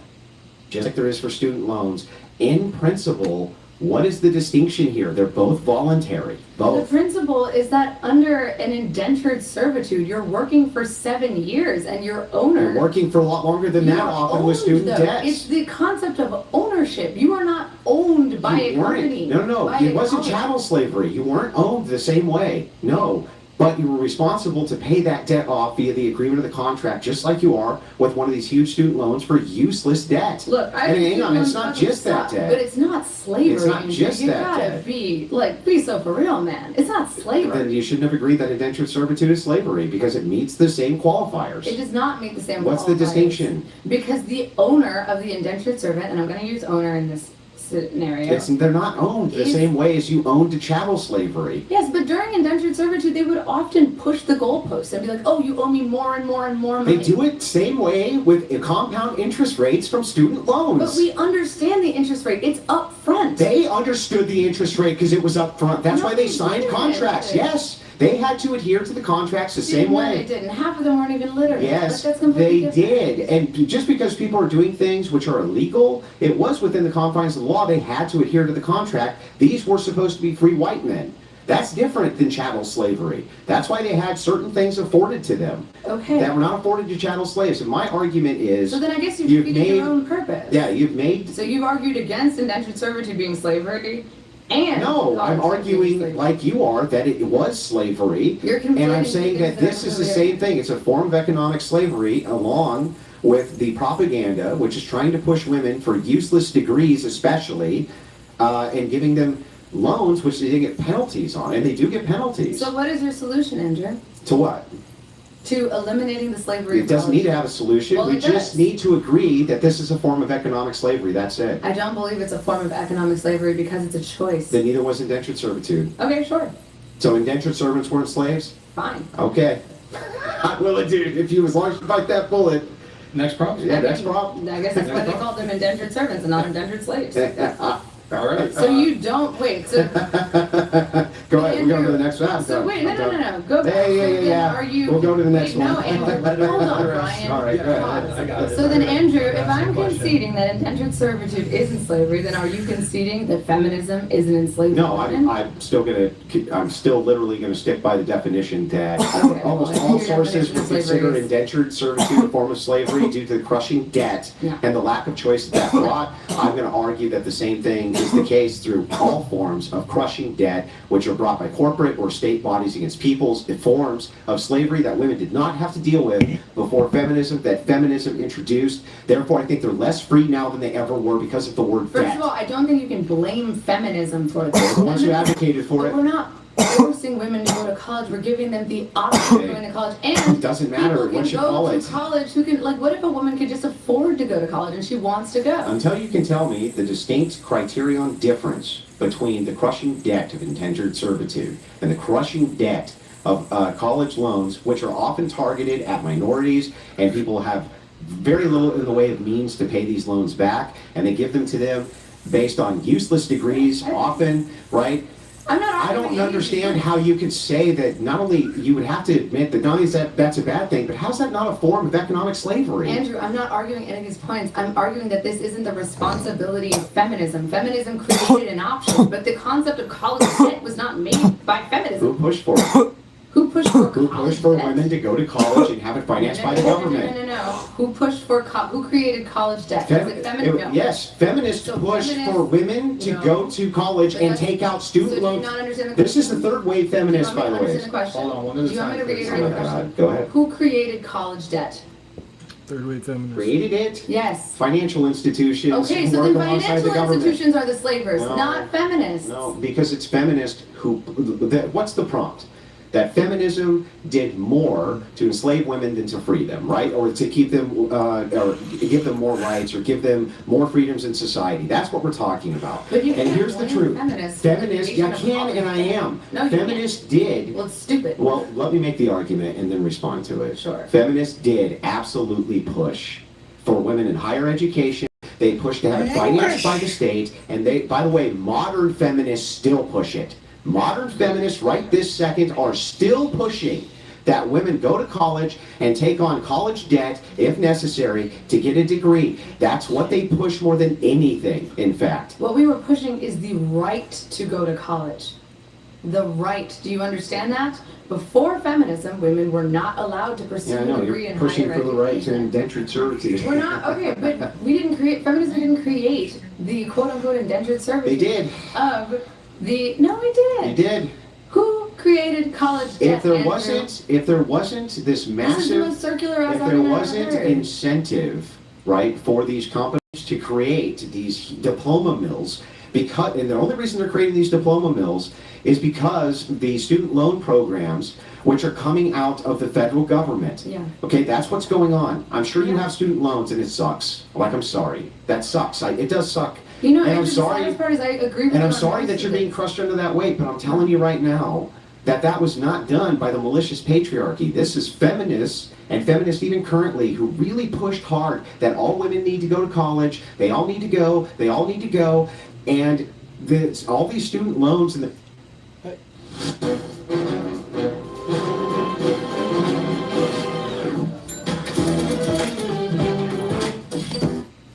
need fucking jobs and shit like this to pay back their student loans to the fucking federal government. It's so bad now I know. that now you have a new wave of feminists trying to come out and just ask for free everything. They're like, oh, just please, student debt forgiveness. May I They talk? crushed. May I Go talk? ahead. I mean, Andrew, I completely agree with you. I mean, I'm literally having this conversation with you right now to pay Yeah. off my student debt. But my issue is that I don't think, like, all of these problems are real, but I don't think the blame and the onus is on feminists. I think the blame and the onus is on a capitalist system that is designed to fuck all of us. It's not even just women, it's men too. Like, men are Loans also. from the federal government isn't I capitalism. mean, men are also. Oh. No. So you don't think Loans that. are supposed to You come don't from think that private the equity private firms. college fund I don't and think the that. push. I don't think that private equity firms. You don't think that these No, private diploma equity. mills The diploma. Listen, based on the capitalism? private equity firms, right, would not be financing people who are going to school for fucking basket weaving, okay? Because their chance of getting paid back would be way less. It's because these loans are backed by the federal government that they're even possible, because equity firms would laugh at them. So the thing is, it's like, look, as we look at this from the, like, bird's eye view, right? You and I agree that that system is fucked, okay? Yes, I do. And yes, absolutely feminists push for that system in a big way. And my argument essentially is simple. It's just saying, and you know what, you can even caveat it. You can be like, you know what, feminists did a lot of great things. This one wasn't it. And if you, as long as you're willing to make the concession, like, look, that sort of financial slavery is way worse than what they had pre-19th Amendment, because it is, then I think we have an accord and we can move to the next prompt. I will, can I do a closing statement? Yeah. And if you feel like we're done, then I'm good to be done with this one. I think the main point that I will make is that feminism was not about forcing women to go to college, but before feminism, women physically could not go to college. It was about creating equal opportunity. Because although colleges are fucked with the way that they absolutely steal from students by proliferating college debt, Do you some consider that a form of degrees, financial slavery? yes, but some degrees are actually worthwhile. Look, And women should have the right to pursue those degrees as well. I just want to point out. It shouldn't, it's the inequality that feminists are fighting against. But in no universe are we trying to force every single woman to go to college even if they don't want to and it doesn't make financial sense for them. No one is advocating for that. I am an avowed feminist and I would never say that to another woman. So anyway, these were the same arguments that were being used for the pushing of indentured slavery. Since indentured servitude, same exact thing. Nobody's forcing you to do it. We're just making sure that people have the ability to do it because they don't have enough money to get here. Hang on. Yeah, I didn't interrupt your closing. that's it. Okay. The indentured servants, they want to come. They just can't afford it. Okay, so we can charge them whatever they want. And doesn't that really just make their life better because we're giving them the option to do it? These are the same exact arguments that were made for that. Same exact thing. And so the thing is like, look, fine. That's great that you like want this option, right? But that doesn't change the fact that feminism created the conditionals for this. Not the patriarchy and not coverture laws. Feminism, hang on, created the conditionals for this. And since they did, and they advocated for it, they pushed everyone into it, they had a bunch of economic slaves that have otherwise viable women in their fertile years who could have gotten married.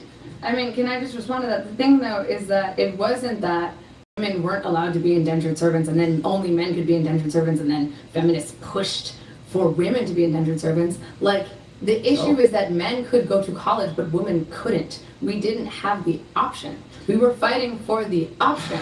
Most men only got the option to start going to college en masse, right? Only slightly before women did. That's one. And two, let me just point this out, that if college was really about rewarding the best and the brightest, not everybody could go.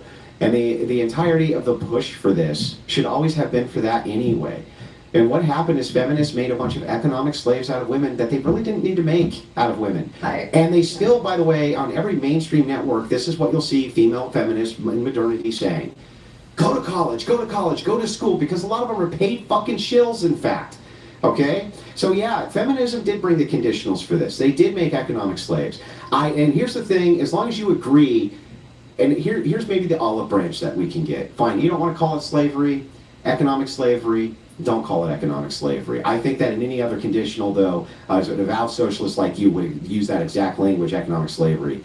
You just don't want to blame it on feminism. You want to blame it on capitalism. No, but it's like, even if I say I agree with you that the system is but even fucked, if I but make, I don't believe can that we have an olive branch? feminists are the ones who Can we have an created olive the branch system. then that forms of bad capitalism mixed with bad feminist ideology created the conditionals for this? Maybe that's the olive branch. I think it's forms of bad capitalism that created the conditionals for this that everyone experiences. And I also feel like you're kind of downplaying what men have to deal with as well.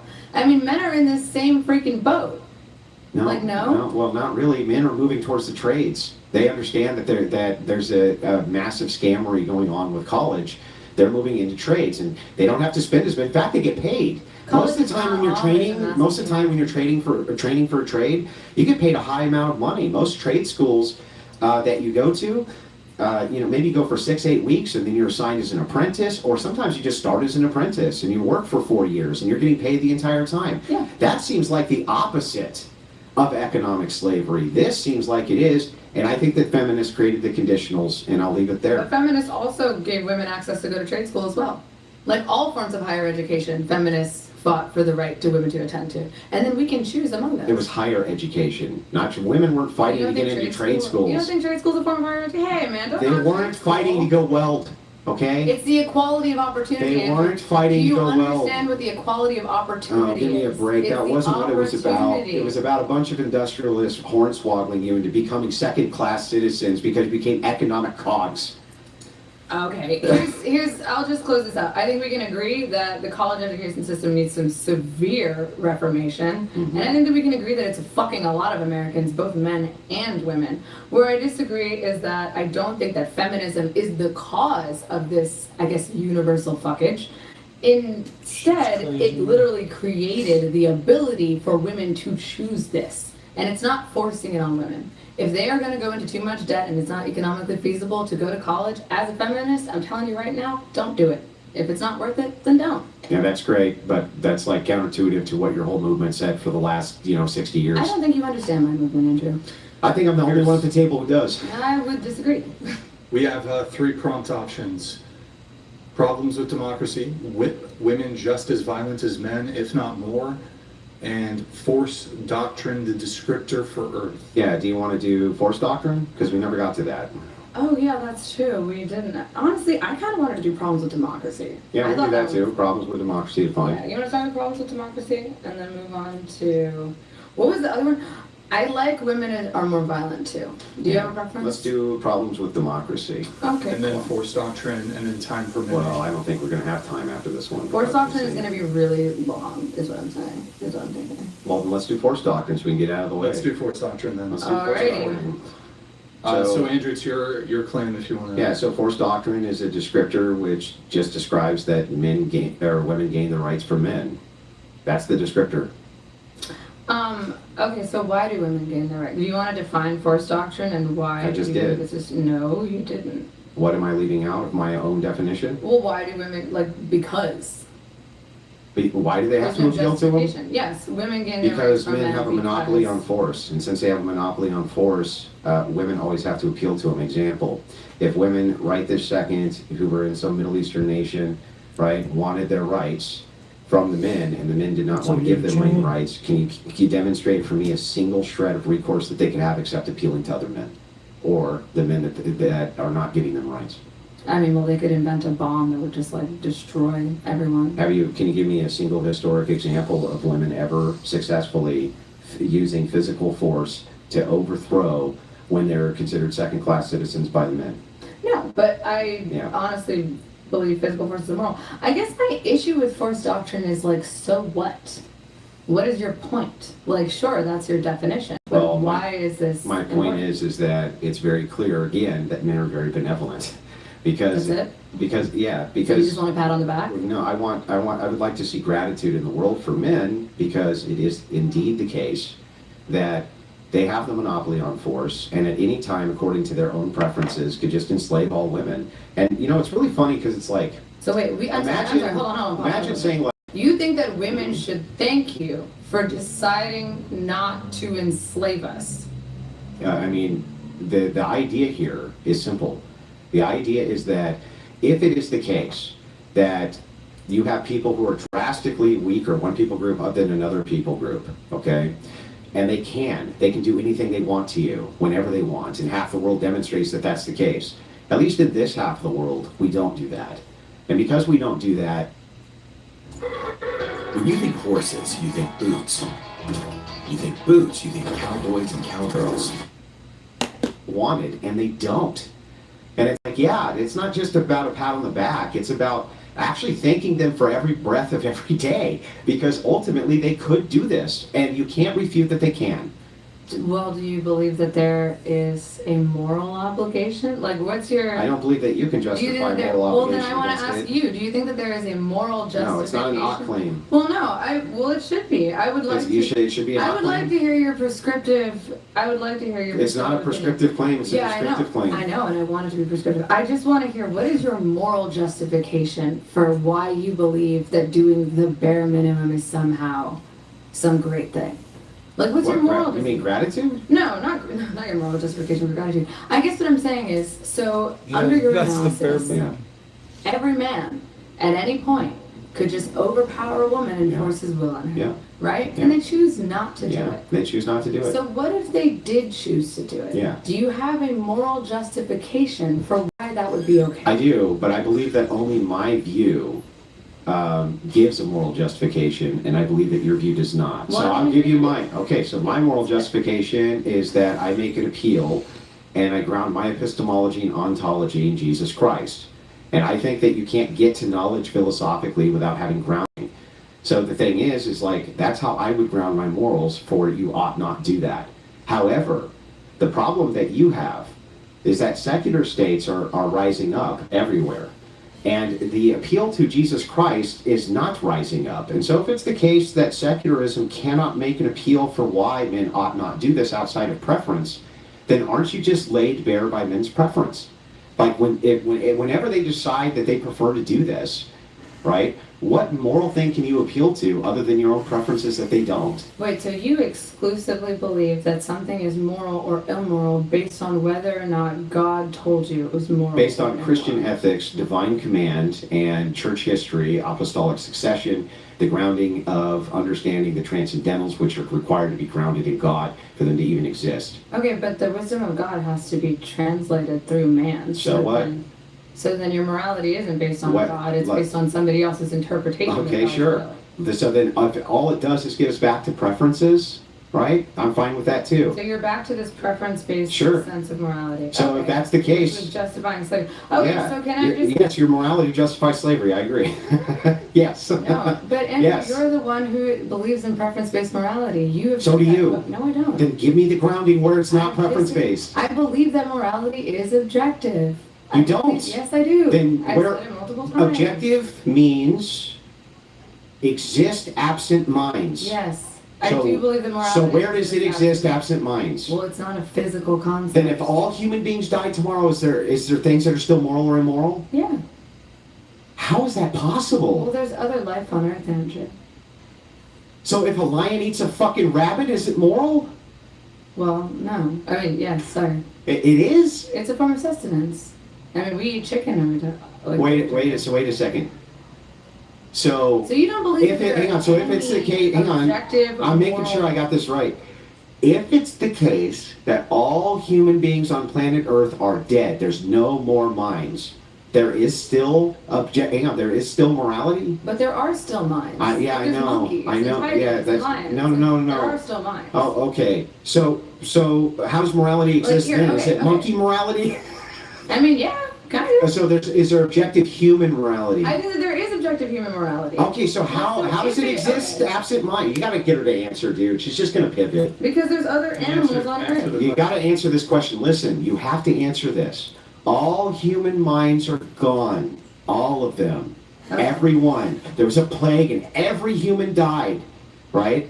What would then make a thing objectively moral or immoral? Meaning, there's no more minds, and it exists somewhere as being moral or immoral absent an interpreter. Yeah, I mean, the concept of objective morality would still exist. There How? would just There's be no one minds. there to see Then it. who could come up with the concept?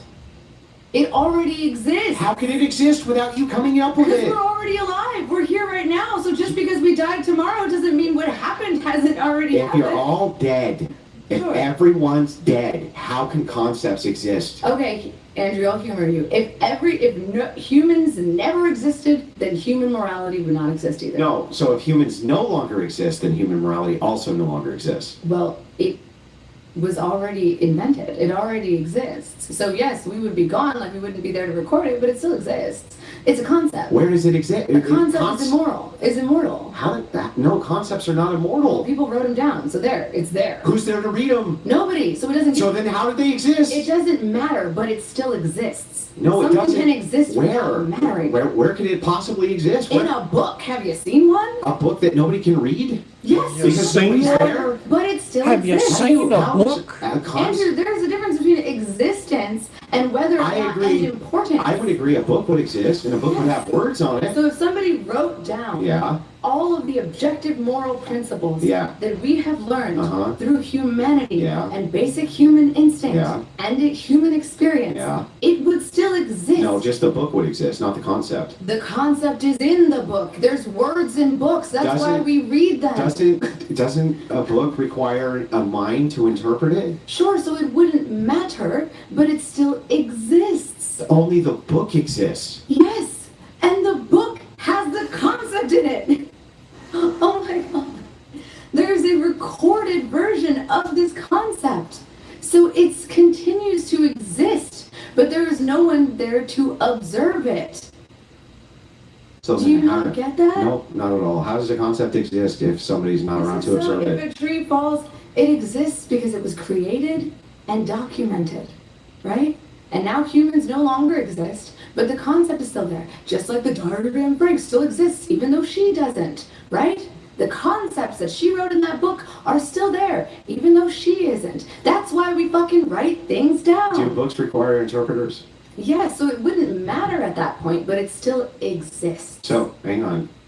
A book exists. Yes. A concept does not exist because it requires a mind and an interpreter. The concept does exist, No. it just doesn't matter. No. Yes. No. No, Human listen. morality would still exist, but if there's no humans, then it doesn't matter. Help me out here. Let us pretend for a moment that you came across a book full of alien writings. It was a month-ish before the holidays, and all through the house there was still much to do, like find the right gift for Mouse. When, much to her surprise, help. What? The concept now exists. Well, the concept is still there and it still exists, but the humans don't. I mean, or the aliens don't. Andrew, do you not understand when something can be objective without being physical? Like, something can exist if it didn't have a physical form. What did the five fingers say to the face? Smack! Slap! Dude, we gotta put you in like a biology class or something. How do you not get this? Like, why are we going around in circles about this? It's kind of a basic concept. Yeah, and I'm basically trying to figure this out. And you're basically struggling. I, hella hard. that's true. I am totally struggling with this You don't think that because something can exist even after it doesn't matter. It's not important anymore Uh-huh. because humans aren't there. But it Yeah. still happened and it still exists. So, do you think that if I write a concept down on a piece of paper, like do not kill all men named Chuck, Okay. all men named Chuck, right?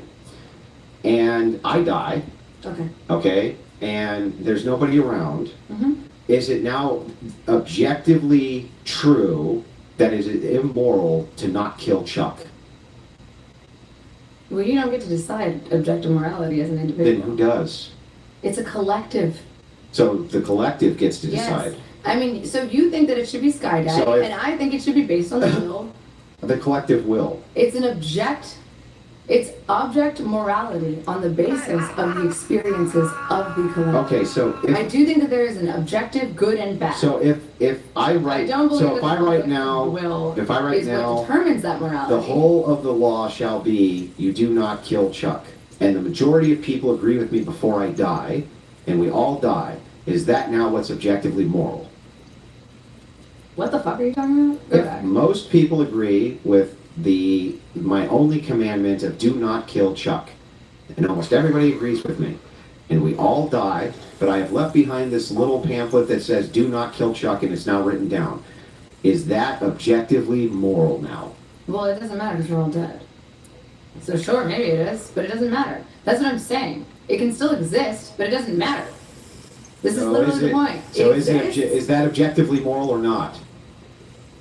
What the fuck? We're not talking about whether or not that is objectively moral. We're talking about whether or not something can exist after the human race dies. No, we weren't. Yeah, that no. was what you were not We're only understanding. discussing objective versus subjective morality. The idea here is very simple, right? You keep on claiming that I believe that morality is based on preferences, but I keep demonstrating over and over again, so do you. And I don't know why you won't concede the point. You look ridiculous. I don't look ridiculous. I'm not the one who justified slavery Yeah, based you, on your you own don't version of understand how prescriptive bad this is morality. going to be. I'm telling you, you don't even understand how bad this is. Well, I'm sure your fan will really appreciate it. No, it's not my Can we go Oh my back God, to... we can't because No, No, you we just can't. don't want to have to defend the morality of force doctrine. That's what this is about. How could- Aha! how could- You don't want to defend the morality of using coercive power. is force doctrine objectively not moral? I think that using coercive power against the consent of those you are using that power on is immoral. Prove yes. it. It's immoral because it's causing human suffering. And what grounds human suffering as being what is immoral? I believe that natural law dictates human suffering is objectively bad. And so does your God. So I just we wanna both make- agree on so that I just- in my secular framework and in your religious framework. Well, hang on. Wait, you believe in a God? No, I said in my secular framework and your religious I see. So framework. Yes. what grounds natural rights as being objectively true? I believe natural rights are grounded as being objectively true based on human experience. So if humans have the experience they're not true, are they still true? What? If a human being has an experience that tells them natural rights are not true, are they still true? Well, that's a singular human. This is collective human experience. So I'm not a collectivist, just to clarify. Okay, so collectively, if collectively human beings experiences that natural rights are not true or natural law is not true, then natural law is not true. Collectively, humans experience that natural laws are not true. Well, certain natural laws are just like killing is Now, bad. answer my You know question. that. If collectively human beings don't, through their own experience, do not believe natural laws are true, are they still true? Well, let's pick a natural law. Suffering causes harm. So, or harm causes suffering. No, not always. Harm Sometimes. causes, okay. Physical harm No, causes it's only suffering. sometimes. Non-consensual physical harm causes suffering. Only Even sometimes. if every human agreed Uh-huh. that non-consensual physical harm causes suffering, Yeah. if somebody stabbed Brian in the neck and he suffered Yeah. because he was physically harmed, Yeah. it's still true. Sorry, It's Brian. true that he got stabbed in the neck, It but still causes you haven't physical demonstrated how it's true that that's immoral. Because it's objectively true. No, him getting stabbed in the neck is true, but how is it immoral? Morality. I'm talking about natural laws being objective, even if Isn't natural law the collectively basis? disagree with them. So is natural law a descriptor of like things that happen? Some of them, somewhat. I mean, suffering causing harm is not just a descriptor of things that happen. Let's start with this. What is natural law? Let's just make sure I get it right.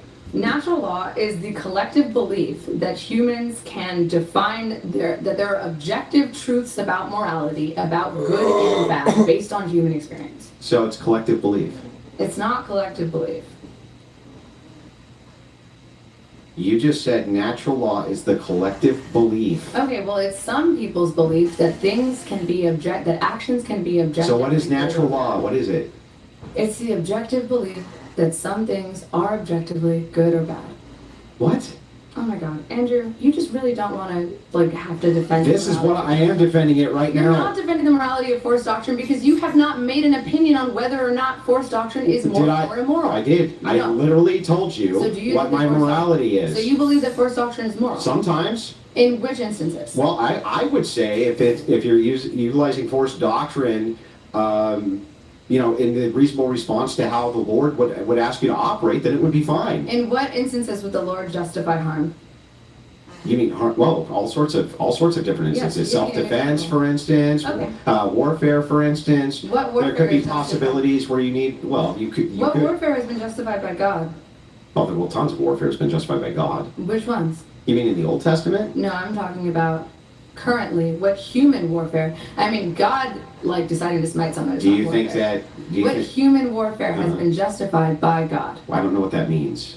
Justified by God. When did we, as a species, go to war Yeah. and God was like, "That is good"? Oh, I mean, there was tons of times in the Old Testament where God Name actually, one. where God ordered them. Sure, I'll pull up the scripture. Do you want the scriptures where Sure, God yes. ordered people to go to war? Here you go.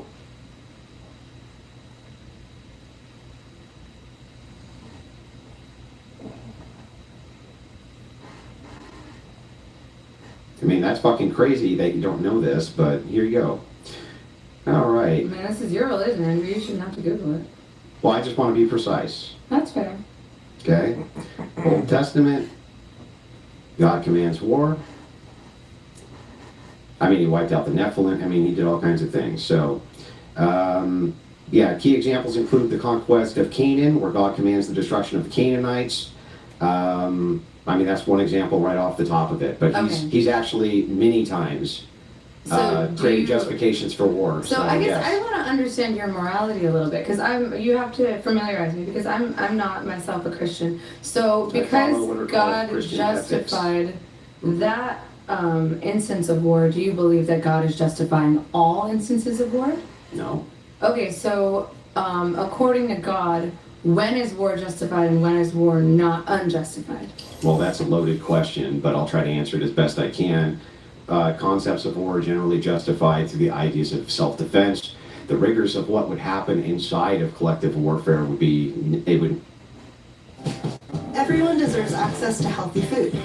So, we partnered with Amazon to run a home delivery program in West Seattle, U District, Auburn, and Kent.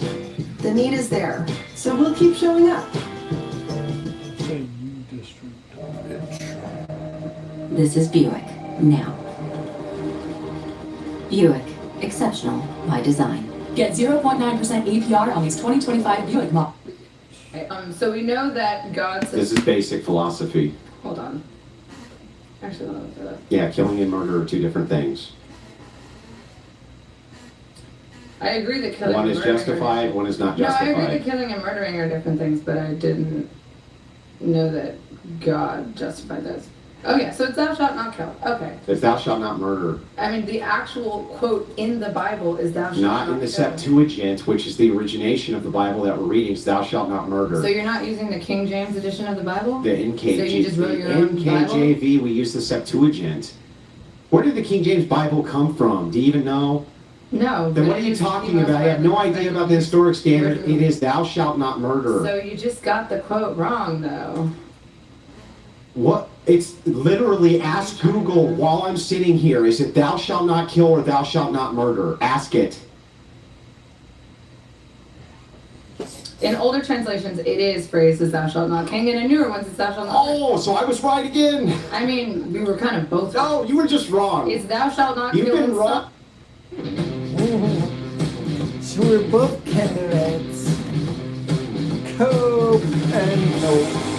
Cope and nope. Nope and cope. It's murder. But it's both. It was both. Like, anyway. So, God just only. So, you cannot murder Yeah. according to God. Uh-huh. But the only justification for murdering or killing, either one, is self-defense, according to your God. Well, it depends on what we're considering self-defense to be. There can be other instances where there could be justifiable killings that fall outside of self-defense. Like what? Well, like, I don't consider it murder if I'm working on top of, like, a fucking bridge and I accidentally kick a wrench off and it falls down and it hits somebody in the head and they die. Well, I think that's negligence. I don't consider that, but it's killing someone. But I don't consider those categorically the same because I think murder requires intent. You don't, or God doesn't. Same. It would be the idea of intentionality. Okay, so under your religious framework, intentional murder. Yeah. Okay, intentional murder is bad, right? Can't do that. They're gonna go to hell. Yeah. So then, under your religious framework, forced doctrine is immoral. No, it's not. Yes, it is. No, it's not. I mean, it is. Can you explain how? But why do you deserve a cookie from women for not choosing Now to you're just murder changing us? the goalposts. I'm. You just said under my religious framework, forced doctrine is immoral. Now fucking demonstrate it. Stop Forced playing doctrine games. Excuse Like, me. literally demonstrate it. Oh my God. he's Demonstrate so it. angry. I love it when you get mad. Demonstrate it. I mean, under your definition of what is moral and immoral, based on your God, which I don't necessarily disagree with, but under that definition, it would be immoral to suddenly impose your will using coercive power on a woman and kill her or murder her. Wait a second. Either one. I'm sorry. How does You this in any can't- way dispute forced doctrine? It disputes the morality of you thinking you deserve a pat on the back for choosing not to murder women every day. Wait a second. I'm sorry. Let me- I mean, you started this. Hold on, let's Hey, go back. so- You started this debate by saying that women. I just can't even believe this. No, I mean, Andrew, I feel like you're just struggling to understand your own you're right. ideas. I am struggling to You understand. started this debate by saying that women should thank you. We should thank you so much for choosing every day not to violently harm us and murder us and kill us. that's right. But your God tells you not to. Yeah. So why should we thank you for following the basic rules of morality set by your God? So then I think You haven't done me a favor. So then in this You've case, just gotten yourself into heaven. So isn't the logical extension of this that you should thank my God? That's not you though. Like, So why do you deserve credit for that? Then say thank you to my God. I'm not saying thank you to Well, your then God. what are you even talking about? But you started this debate by saying I should say thank you to men, to you. Why? No, I actually And you started were this wrong. debate explaining You were actually that just absent proven wrong because you wanted me. Not only was to I thank not proven men, wrong, but instead I should be thanking you gotta God. stop filibustering. You just conceded. Are you gonna let her filibuster the It whole was a time? concession. You got to let him speak. Okay, well, after your concession, fucking, let's hear your. all you do is filibuster. So look, we're gonna make this super easy. Actually, at the start of the debate, you're wrong. I said only through my view can rights be justified for anybody, including women. Only through my view of God can rights be justified. And what did you end up doing here? Proving that the only justification we've ever come up with for why any of this would be wrong, right, or otherwise is my God. No, you have that is not the presented. only You reason. have presented nothing. I mean, your ethical Stop framework. filibustering. Sure. Fuck, stop filibustering. So all you do is filibuster. Just let him finish though. Well, I mean, at some point, you have to let the other person speak. So the thing is like, look, not only we demonstrated that it's only through my God, and I guess you should thank him by your own logic, but you've never created a single standard yet for how your morality is anything other than preference. In your internal critique just now, all it did was ratify what I said at the beginning of the debate, which is that I don't think rights can be grounded through anything but God. And guess what you established? Well, guess what, Andrew? Rights can't be established by anything but your God. You're right. They can't. I agree. And on top of that, let me just point this out. The entire first part of the debate on the preferential end, all you did was describe how morality is preferential over and over and over No, I again. didn't. So if it's the case, only through Christian ethics can this be grounded, right? And in your worldview, now, through your worldview, can you explain how forced doctrine is wrong outside of preference or not? No, Andrew. By No. the way, what I was just doing No. is proving through your own ethical framework why you don't deserve shit. You don't deserve a thank you for women from following the teachings of your own ethical framework brought to you by your God. So then, Whether or not I agree with Let her finish. Go ahead. whether or not I agree with the framework, you have created an ethical framework that puts the moral onus on your God. So you acting morally is not some gift to me and to womankind, but it is what you were told to do by your God. So why would I thank men? Why should women thank men? That's what you wanted. You wanted a thank you from women for not killing us, for doing the absolute bare minimum, which your own ethical framework acknowledged is the absolute bare That's the point. fucking minimum. But that's you just making my point. And by the way, let me So just you point this want out. me to thank Are all- God for making Well, here, men do the let's bare just point this minimum. out. Let him answer. Are all men Christians? No. Then should we thank them? Well, yes, they're following their own secular ethical framework that is teaching them not to just maim other Men, so you should thank men? Well, I mean, not you. Not But you should thank, I didn't say me, I said men. So you should thank men. I guess I should thank natural law. Thank you, natural law. I agree. How does It is natural, what? Because it's objectively immoral. Because it's objectively immoral to kill people. No, it's Andrew. objectively immoral. Let's get demonstrated. Do you not think that killing is objectively immoral? Only from my view, but not from yours. No, from everyone's view. No, not from, no. From literally It's not everyone's literally view. from everyone's view. Kind of, yeah. Kind of, no. Kind of, yeah. Okay. Fine. What? From Muslims' view, Worldview. from a Muslim's view, is it objectively immoral to take away rights from women? I mean, I'm not Muslim. Oh my God. From a Muslim's view, is it objectively immoral to take away rights from women? But I haven't studied the Quran, so why should I be the one answering on behalf of Muslims? Is there anybody in the, does North Korea take away rights from women? North Korea takes away rights from everybody. Didn't you say you wanted to And women? Well, everyone. It's the equal opportunity And women? oppressor. Sure, yes. And women, okay, great. Yeah. So the case is like, if South Korean men go in there and put a stop to that shit, should the South Korean women at least thank them? The South Korean, Or the North Korean women? The North Korean women. Should they at least thank the them? North Korean people? I mean, North Korea is not What, are human beings, are the women they're not people? the Shouldn't North they thank Korea them? is not a state that is oppressing based on gender. So It's should they thank them or not?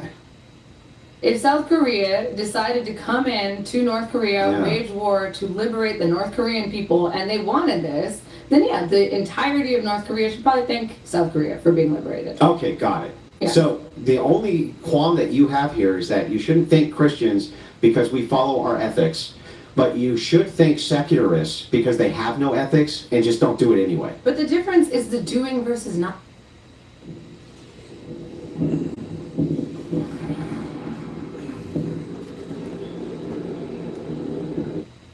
Of another person. But here, all you have to do is just not murder women. Like, how hard is that to just Yeah, not but murder that's women? not an argument. Yes, it is. Why should I thank you for doing nothing? Thank men. Why should I thank men? Because for at any doing time nothing? they want, they can collectively enslave all women, and they don't.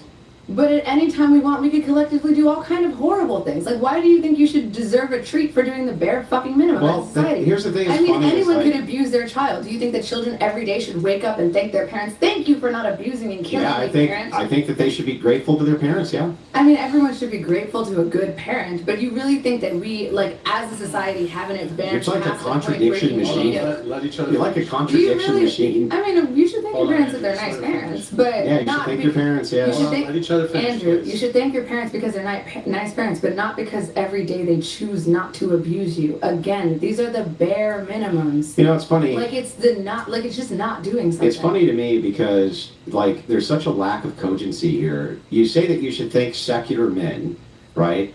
And you should thank them because they're following natural law.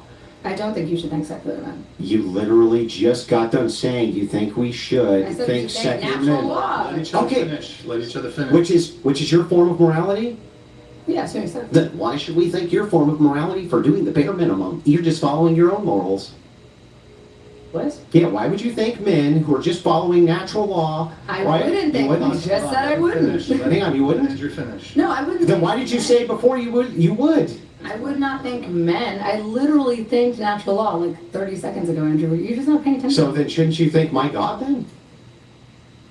For creating a moral system in which you decide If we should thank not natural law? to murder. If we people. should thank natural law, shouldn't you thank my God? Well, I should, but I'm just not going to. Oh, okay. So you're just a contradiction machine. Got it. No, I'm not a contradiction machine. I just don't agree That that was you a just. huge Andrew, concession. Andrew, it's not a concession. Yeah, it You was. believe that you deserve a pat on the fucking back for doing nothing. Mm-hmm. And I'm saying I don't believe you do. If anyone does, it's God or natural law or the concept of morality. I know. Whatever it is that prevents you from doing horrible things to other people. I know. So- But you I don't know. deserve I get a it. cookie I for get it. sitting on your I couch. understand. Like, why do you think that? Every day we could all go out and choose to commit an act of violence, and we don't. You're not special for that. Yeah, I know. You're I got not. it. I get it. Okay, Now, can I then close? why do you think you deserve a thank you? Can I close now? Sure. Okay, great. So now that you're all done prattling, so you just made the concession. You literally just made multiple concessions there that you don't even know yet you made. The first one that you made is, well, I'm not going to thank your God, even though he's responsible for this, but you should thank natural law, the moral system that I utilize, which is incoherent, I've never explained,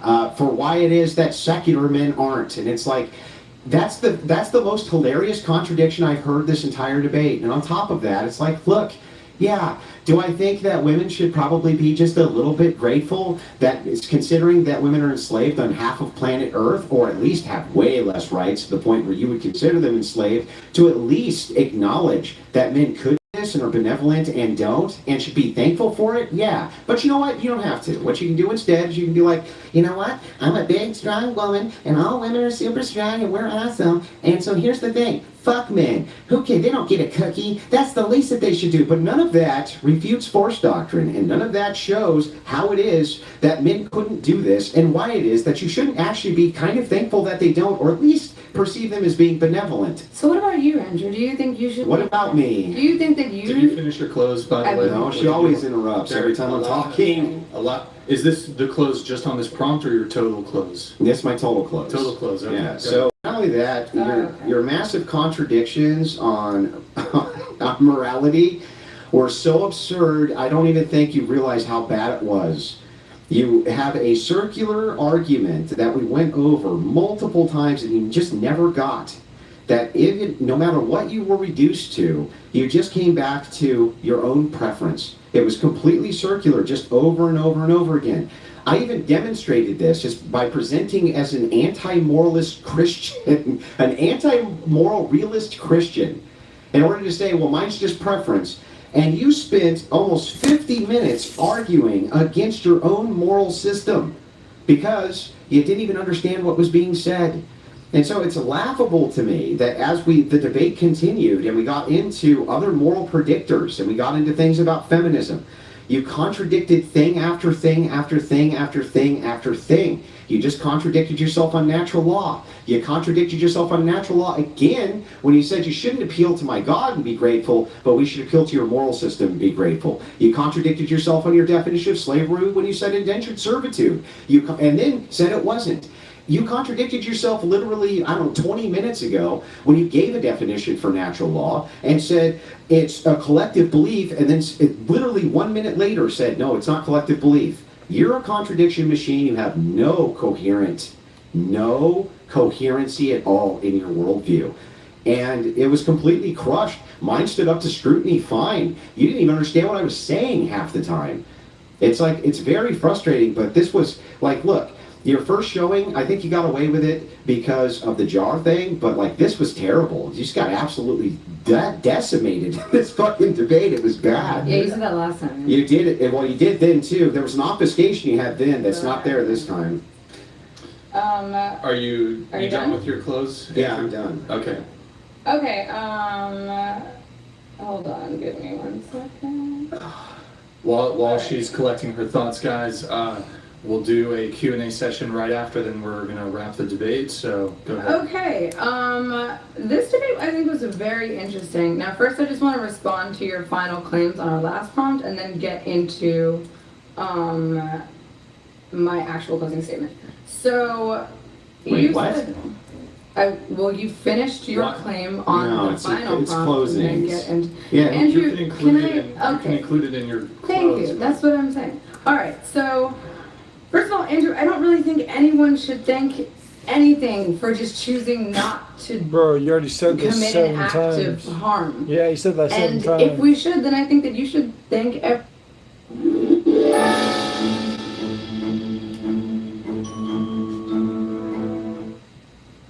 Dr. Squash is made with real ingredients derived from nature. No phthalates, no parabens, no synthetic cleansers. Time to man up with... What time is it? Of being 7:20. overpowered by other men, and then therefore losing rights that I guess you don't believe exist. Now, What's up, I guess my LTC issue with trouble? Andrew's debate style is that he only uses descriptive arguments. He wants to argue over semantics. I think collectively we took about 3 hours today arguing, well, the debate was 3 hours, so I'll say 2.5, arguing solely over semantics. And I think the real reason why you That's do because this you haven't is had because an you refuse education. to defend your positions. You don't want to have to stand up to God, any actually scrutiny school the bitch because you before you can refuse to debate her. present your arguments. And the few times you did, you ended up justifying slavery and genocide, which to me is kind of one of the most disgusting things I've heard in a debate. I think that generally you are confused on maybe the reason you want to debate definitions so frequently is because you're Yeah, that's why he has his own debate. He teaches his own debate class and stuff, and he really understands logical fallacies. So it was really hilarious when she tried to break out a logical fallacy bingo card when she literally doesn't even understand. Like, yeah, he understands like many logical fallacies and shit. confused on them. You don't really understand. Alright, let's get started. Let me share my screen. Okay, And they want a delectable squeeze up? I'm excited. You'll know. Deliciously delectable delectables. Squeeze up. When paying with Cash App Card feels pro, because you have roundups turned on. Give me 17 cents on Bitcoin. And how much two people can annoy each other. And the answer is a lot, but I had a good time. Okay, I'm done. Does that conclude your closing statement? Yes. Okay, we have 2 chats. If any of you want to get them in, It's gonna be what's his name? $199 Q&A. Final call on this if you want. We have a few minutes here at the end. Final call if you want to get some in. Norris donated $200. Thank you, man. Rights are entitlements, absent duty. Privileges are entitlements under condition. Aren't US citizens without rights since they can be taken by judicial system? Let's make Bill of Privileges. W. Bree Drew. Big J Norris, thank you for that statement. We have Pasty George A here. message from the government of Canada. Oh my god, Pasty George donated $200.04. To Brown Locks, please elaborate on why men should be thankful to women. Why should we be grateful to just our mothers for giving birth to us? Pasty, I'm not saying that men should be grateful to women. I'm saying that under Andrew's belief that women should thank all men for choosing not to harm them, then weak men should thank stronger men for choosing not to harm them as well. Because there are men who are also in Where did you say you stay at, Robbie? That's pretty damn cold. a position of vulnerability against physical harm. And if a man chooses to not do the absolute bare minimum and commit an act of harm against another man, I mean, I don't believe that they should have to be thanked, but Andrew does. So, anyway. All right, we have, hold on. I'll just read this from Pelagic. Typical of a narcissist to double down on the gaslighting and ad hom attacks when they were getting smoked. She has said nothing and made... Yeah. Hey, do you guys think you're going to get some snow, or did you guys already get snow? No point, just another manipulative woman. I didn't ad hominem Andrew a single time, but okay. All right. It looks... Oh, we have... Hold on. I believe that's it. If any others trickle in, I'll be sure to get it. But, hold on. Let's see. No, I'll give 1 or 2 more minutes to allow for a few more Q&As. Otherwise, we'll get this wrapped up. Andrew, would you like to plug anything here at the end? And then Naeem, I'll give you a chance to if you want to. Yeah, I've got DebateCon coming up. Hope to see everybody there. It's the 15th and 16th. It's going to be a huge event. We've been kind of traveling all over the U.S. to promote it. So I hope we can sell it out. I know that we're pretty close to doing so. So get your tickets while you still can. Anything for you you'd like to plug or? I'm okay. Okay. All right, guys. Well, if you want to support the show, Venmo, Cash App, whatever pod, guys. That's all she wrote. Alright, on to a highly anticipated. Well, what I mean is if you ask me my opinion, and then I answer, you go, that's interesting, that sounds possessive, or that sounds... Well, what yes, term you I use? think that to the That's ordinary person, identifying your lady as my lady would sound possessive. But I don't. maybe that's a cultural norm that I'm not accustomed to. Sure, I'm sure you're not. But is that relevant to the point in the answer? Because you interrupted to say that offends me rather than listening. So do you not listen to people who come in and seek your social work the same No, I way? promise I do.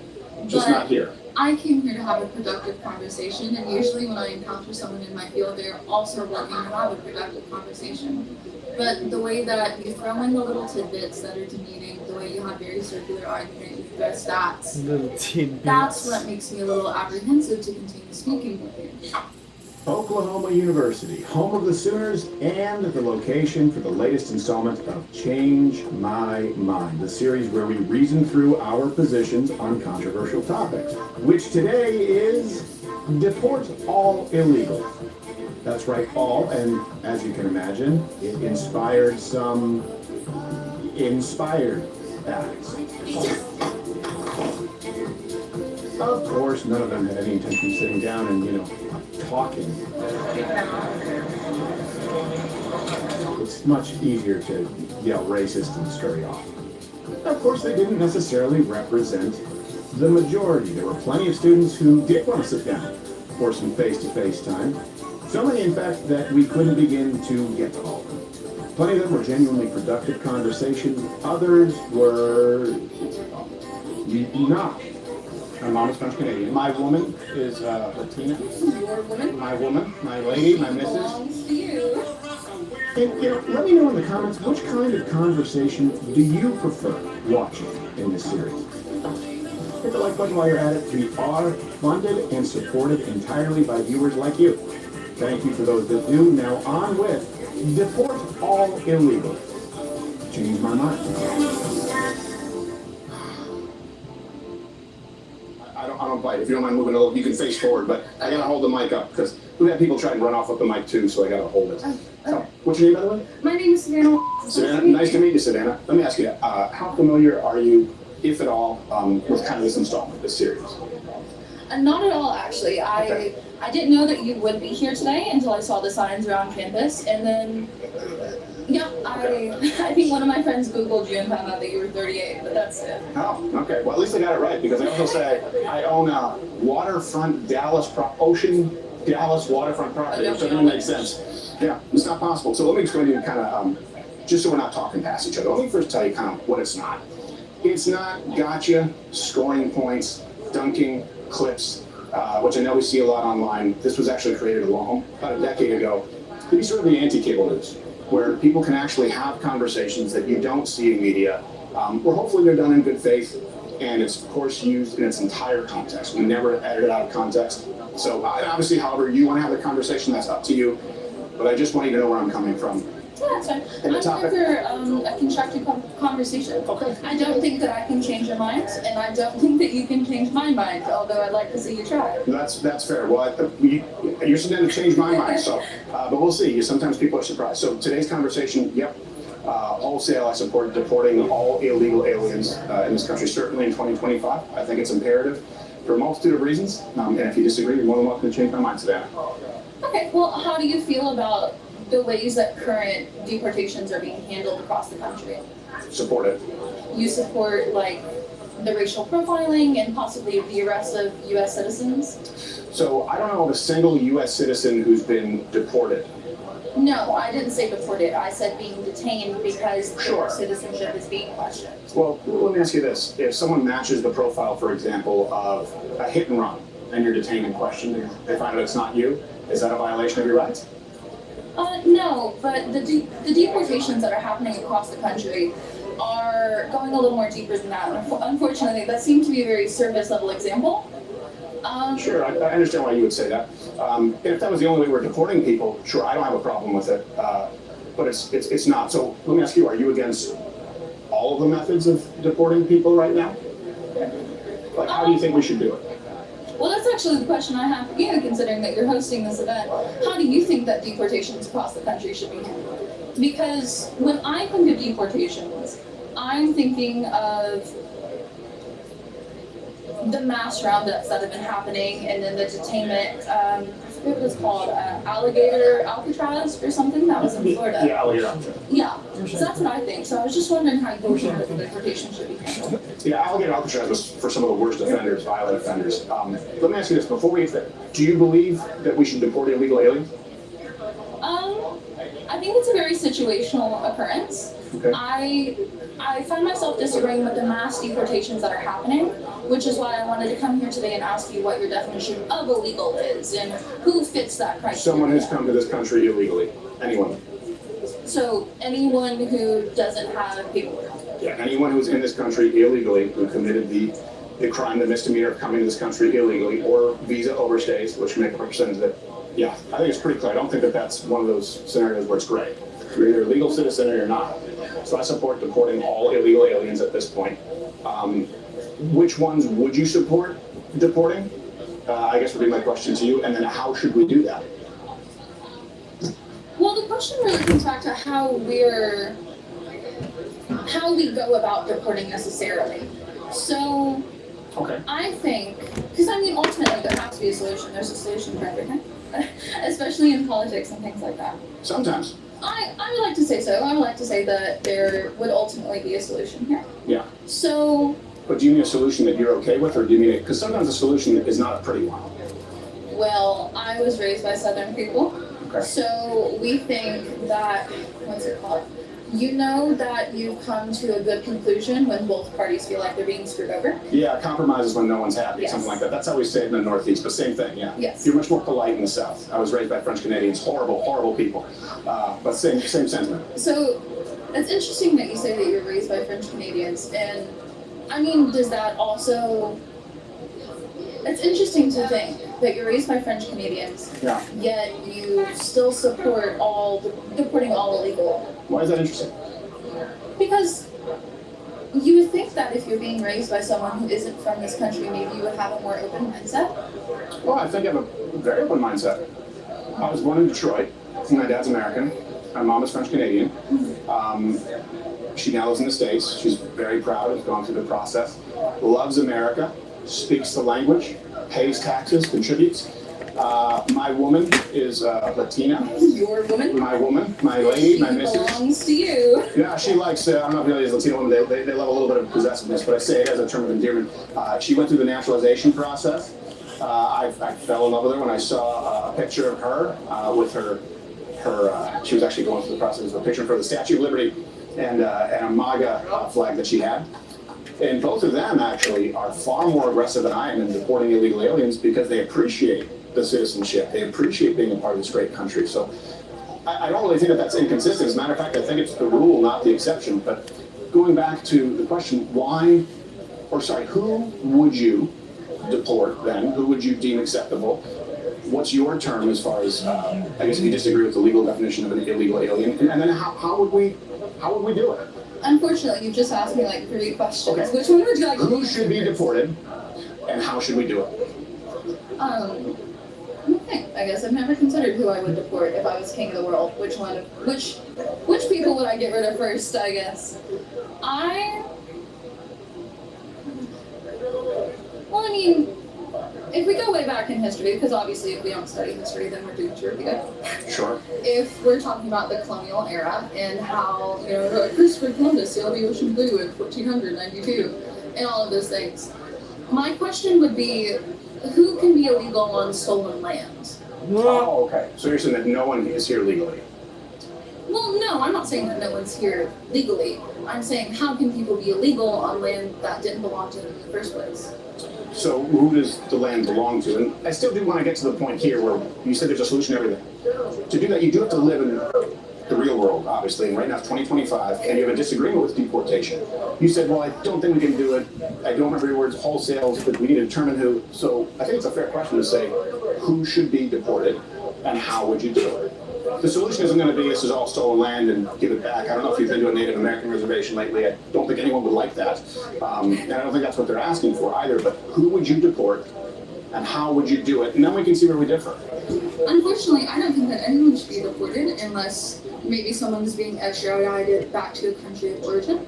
Okay. So saying if someone has committed a crime in maybe the UK or something, maybe they, the people who robbed, what's it called, the Louvre, and they stole all the crowns. Yeah, I know, I still can't believe that happened. You're like, how do you not catch these It people? was like an Ocean's 11. It really was. But I would say, unfortunately, I don't think that anyone deserves to be reported unless they're being extradited back to their country of origin because they are committing crimes in their country of origin and they are escaping because they don't want to face in prison. What if they're committing crimes here? I think that the term that comes to mind is that America is a country, a third world country with a Gucci belt. So if we have enough funding to say, maybe deport all of these illegal people, then why don't we have enough money to fix our justice system? Yeah, and this is one of those things where people just move the goalposts or present a red herring. I do want to stay on topic. I think we need to fix the justice system as well. But going to this, you see there's a solution for everything. Illegal aliens not only commit crimes, and that's why I brought it up at a much higher rate than native-born citizens. They also cost the taxpayer $150 to $450 billion a year.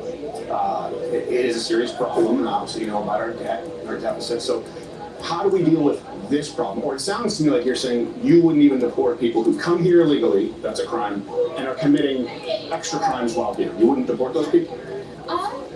No, I don't think I would actually. I think that the prison system here in America is well equipped to maybe handle the reformation of those citizens. But I think that when your only option is to escape a country, when you're seeking political asylum, it's not necessarily the easiest thing in the entire world to obtain citizenship before you go to the country that you want to be in. Yeah, but why are they entitled to go to any country they want? Why is anyone entitled to live in? Well, all countries, I don't know if you're aware, like they all have borders and they all have laws and Yes, become I'm citizens. aware that Mexico is countries actually we have one of the most lenient policies out there. In Mexico, you can't even own waterfront property. Well, yeah, in Mexico, that you can't own guns either, and that's why the cartel has a lot of control. That's a good point. What I'm saying It's true. You disarm the citizens, you end up emboldening the worst of society. And a lot of those people, I'm sure you know this, are invigorated and emboldened by the human trafficking that goes on. Even people coming here seeking a better life, they have to go through coyotes, and a lot of them don't make it here.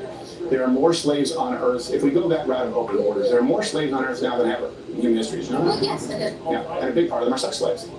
And they thrive under open borders policies. Sorry, the sun. It's the sun reflecting off of that car. Sorry, it just like got me.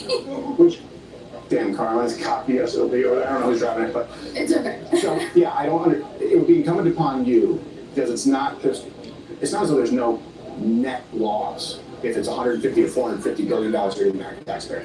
Make the case to the struggling American right now who's paying taxes out the wazoo, that someone who comes here pays no taxes, shares nothing in common with the culture, the language, commits crimes, according to your definition here, should still be allowed to stay and be supported by their tax dollars. Make that case, because that actually is, if we're going to come up with a solution, you need to make that case.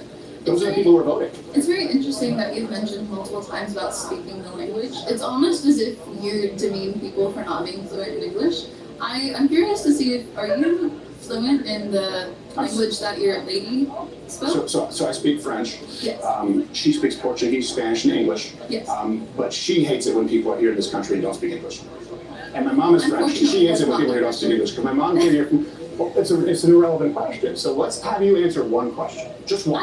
I have said So you that. wouldn't deport criminals. So No, let me ask you I don't this. think that anyone Why should should the American taxpayer keep footing the bill for current criminals who are also illegal aliens? Those are the people who are affected. Well, it's almost as if that you're insinuating that illegal citizens do not pay taxes at all. Because you can receive employment here in the United States. There's little checkbox that you have to put on job applications. I didn't say that, but go ahead with this trip. I never said that none of them pay taxes. Well, it's interesting the way that you phrase it because it's almost insinuating that illegal citizens don't pay taxes. I would say it's interesting the way you interpret it, because what I said is they cost the American taxpayer $150 to $450 billion. Now I can tell you, provide you the reference if you want to take these with you, so you don't have to take my word for it. That there's about that's including the 17% offset of taxes that are paid from illegal aliens. So even including that number, it's $150 to $450 billion. Whether they all pay taxes, Very few of them pay taxes. It's irrelevant. It's a net cost. There'd be no way of tracking it. It's irrelevant. So 150 to 450 billion. Why should Americans pay for it? I'm finding that your argument is very circular. So realistically, I'm realizing that there is no way to change your mind unless you are willing to break the cycle that is your circular argument. Right. So what would break that is about the language that I speak privately with my woman in my house. Well, I mean, you referenced earlier that I was moving the goalpost. I'm a social work major here at the University of Oklahoma. Fantastic. I'm sorry? So fantastic. Good. Thank you for the work. I am just trying to understand where your opinion comes from, because that's what we do. Sure. Social science is understanding how you can, sorry. Oh, it's all right. Okay. Social science is understanding You can how. bat it around like a cat toy. Just don't take it with you. Yeah, it's very tempting. I should have you sign it on the side.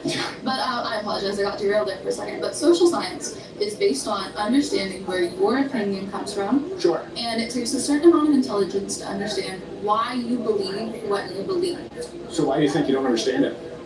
Because your argument is very circular. Okay, explain to me how it's circular. Because it seems as if you're not willing to.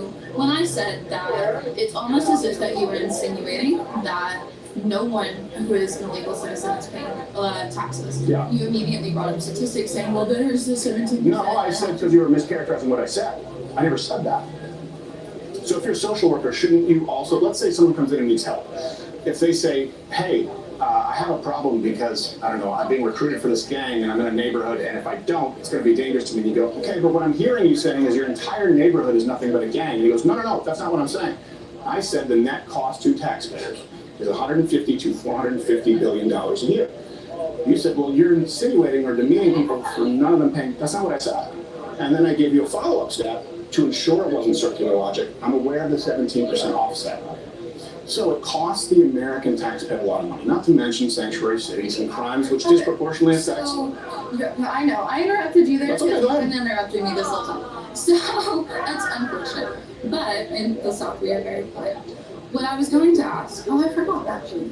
Well, how is that circular? I corrected what was a straw man. You're social.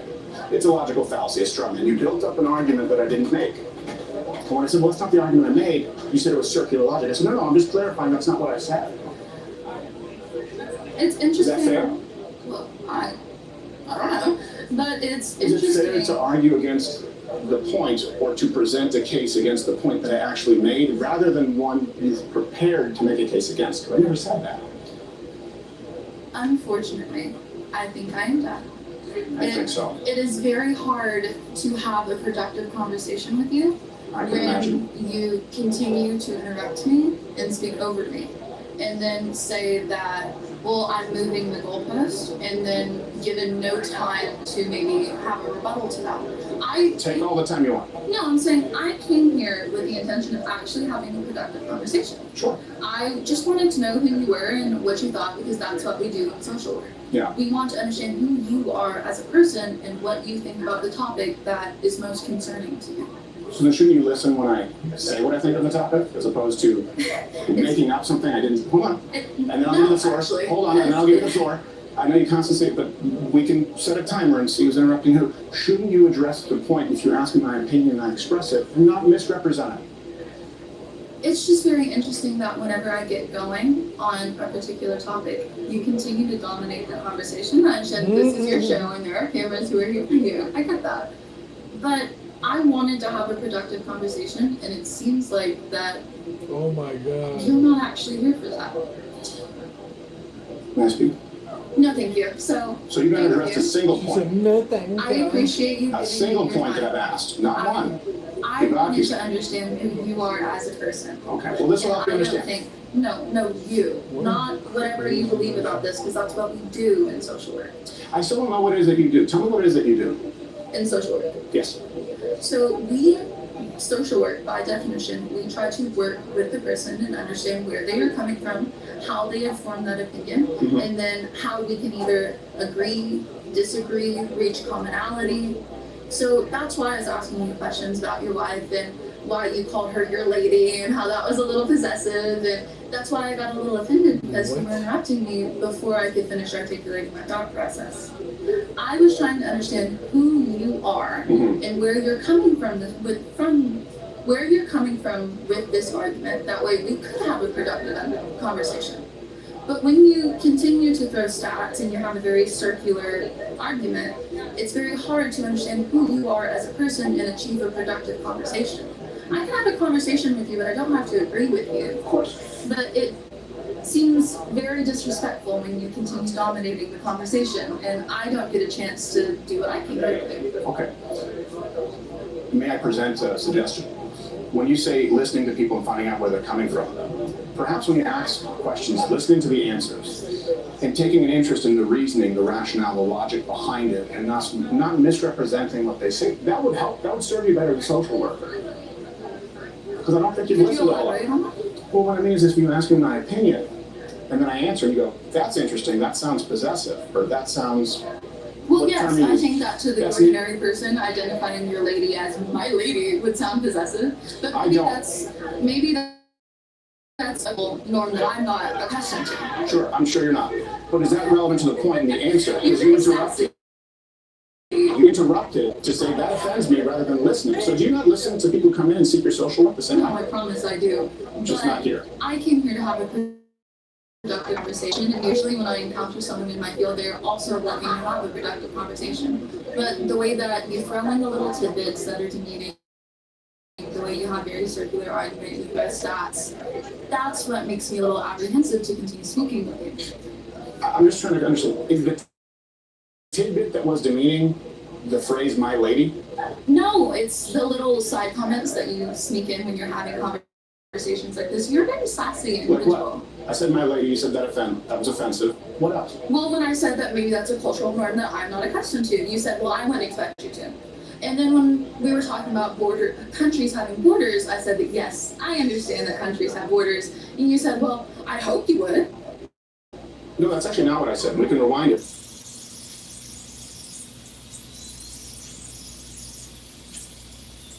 Well, all countries, I don't know if you're aware, like they all have borders and they all have laws and become citizens. Mexico is far, actually, they have one of the most lenient policies out there.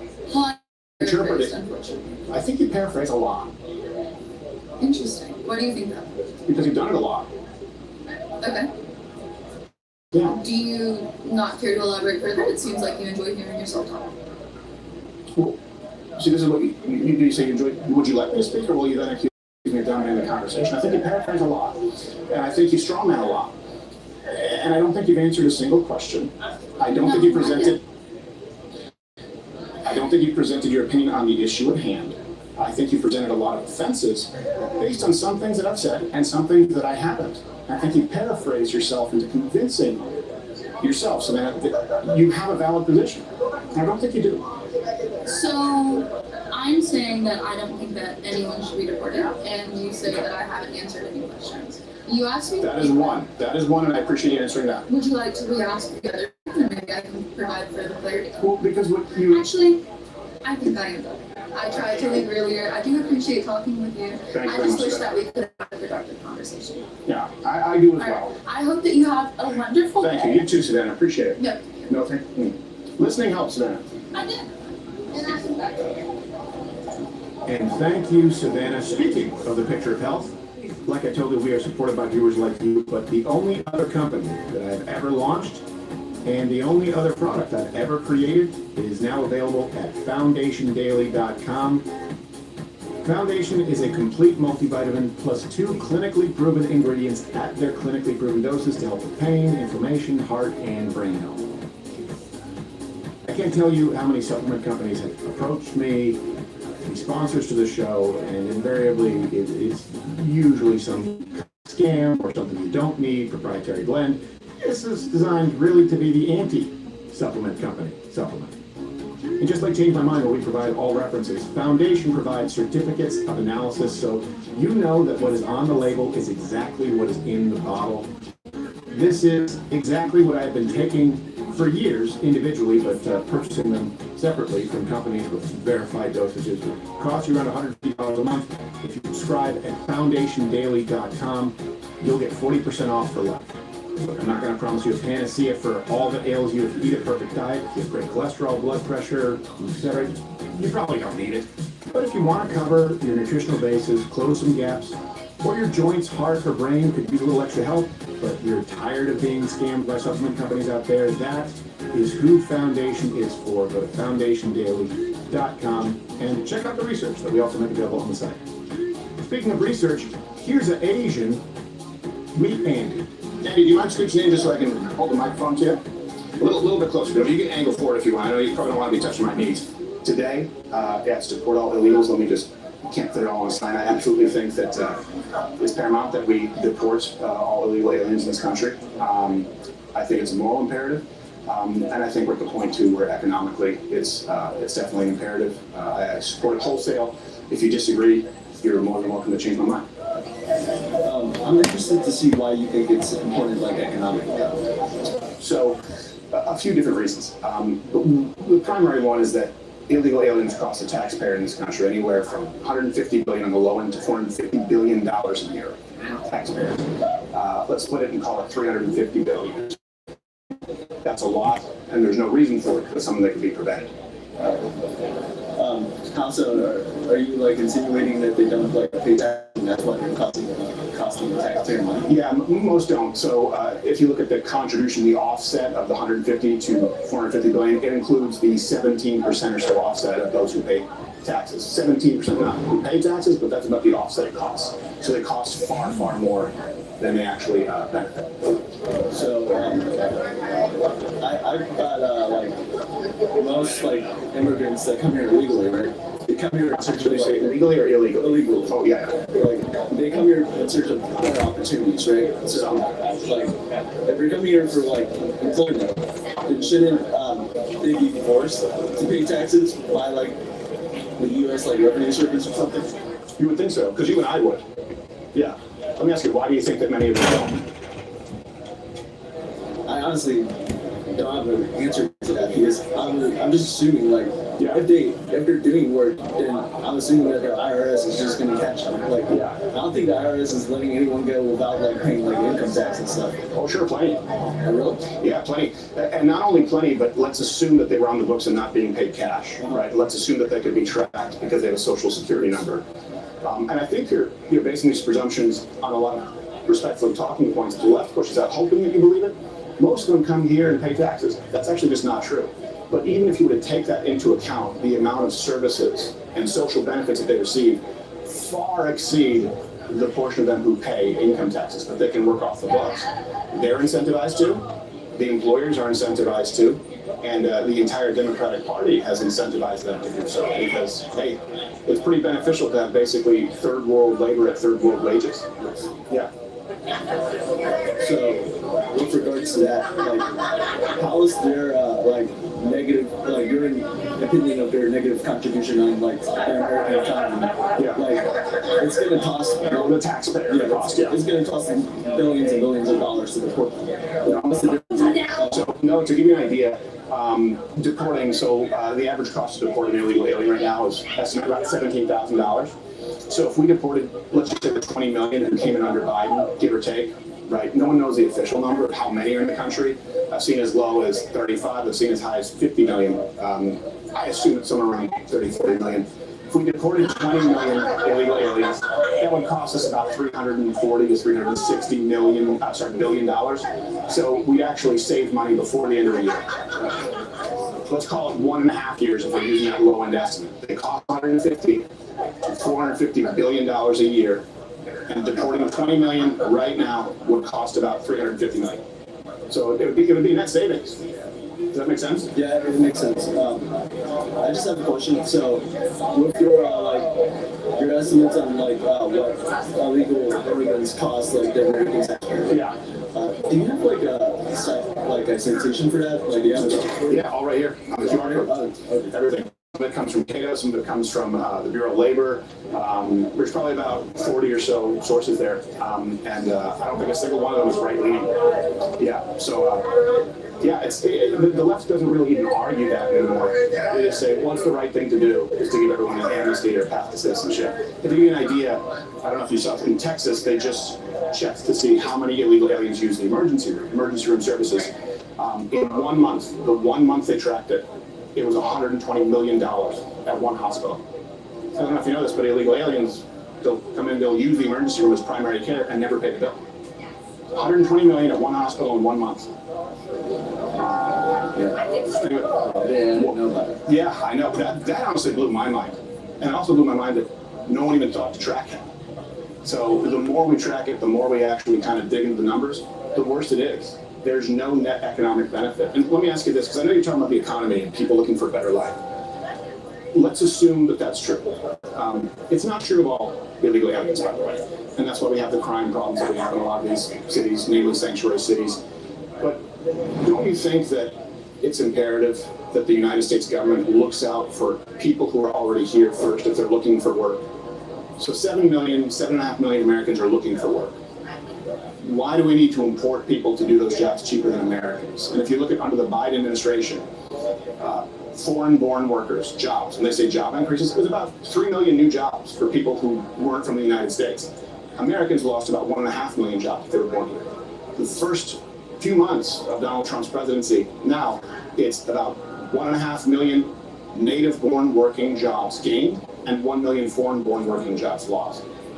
That shows a difference in approach. It shows a difference in priorities. I think our priority should be to Americans living here first who are looking for jobs. When you import people to do them, we just rob Americans of the opportunity to do those jobs, and the numbers show that they'll do them. Yeah, I agree with that point, like somewhat, but if like illegal immigrants are coming here, like I would say a majority of them are coming here. I would say a majority of them are coming here looking to like cause havoc. I didn't say that. I just said not all of them are. Yeah, like if the majority of people are coming here looking America with its capitalist like ideology, shouldn't like more talented like migrant workers get the roles compared to like someone who's like less talented but just born here natively? Can you explain to me how a migrant is going to be more talented as a truck driver? How a migrant is going to be more talented at a meatpacking plant? What if they have more experience from the country they came from, and then they went here because, like, economically, they could get paid more for their work? Yeah, so it'd be pretty hard to argue that case because people go through training to do these jobs, and some of them are unskilled jobs. So we've heard for a long time, who's going to pick the strawberries, right? Who's going to till the fields? Well, Americans did it. Who's going to mow your lawns? Well, Americans did it. And now the argument is shifted to, well, really highly skilled labor. For example, H-1Bs and Indians coming in here, coming to this country working in tech. And they'll do it for 30%, 40% less than the American wage, but they're not any better. So if Americans aren't good enough for low-skilled labor, they're not good enough for high-skilled labor, sounds to me like people are saying Americans aren't good enough for any labor, and you have plenty of Americans who are ready, willing, and able to do those jobs. They just can't do them because they're competing against third-world labor costs. I don't think that there aren't enough skilled Americans to do these jobs. If someone wants to argue picking strawberries, fine. I still disagree, but let's assume that. You can't then extend that to also retail, also truck driving, also trade jobs, also highly skilled tech jobs. At what point do you say, hey, Americans matter too, they should be able to get jobs? Is that fair? Yeah, I think that's pretty fair. And let me ask you this, why do you think it's incumbent upon the United States to accept anyone who wants to come here? What's up, L? Do you have a general problem with the idea of borders and ensuring the well-being of our people here first? Well, I don't have a general problem with like borders itself. It's obviously it's like important to keep like national security involved, and a lot of people like actually apply for visas. And like I have relatives that are applying for visas, and they're waiting like decades to get here. So I think borders are important, but I also think that America has a like long reputation of being a land of opportunity and a melting pot of cultures.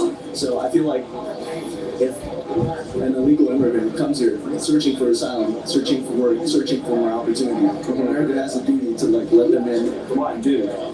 When you say asylum, can you define for me asylum? Because that's an actual term. It's not a broad term. There's a legal definition to asylum.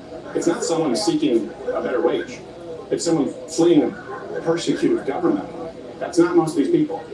They're fleeing countries that suck economically, culturally, I would argue, to come here and take advantage of a better country, but they're not benefiting the country. Don't we have the right, just like Mexico does? You know, Mexico has far harsher immigration policy. Where is your family from, by the way? My family's from Vietnam. From Vietnam. Yeah, they have far more strict immigration policy in Vietnam, all across Asia, by the way. Super strict in South Korea and Japan. Seems to only be a problem in the United States. And we're not really a melting pot in that term of just a bunch of different cultures.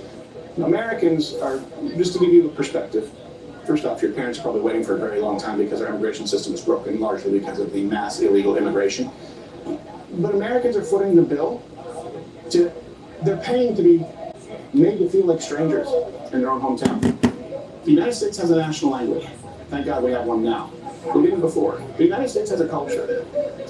And is it okay? This is one thing too. For a long time, Americans were accused of being racist. If Americans expect people who come here to wave the flag, speak the language, America, and not only create these ghettos, and I don't mean ghetto in the way that people use it today, but ghettos where you have people who come from these countries and they create neighborhoods where they don't integrate, they don't associate, and it's not America. And Americans also want to have a clearly defined culture and preserve that because they want to keep the country they grew up in. Is that okay?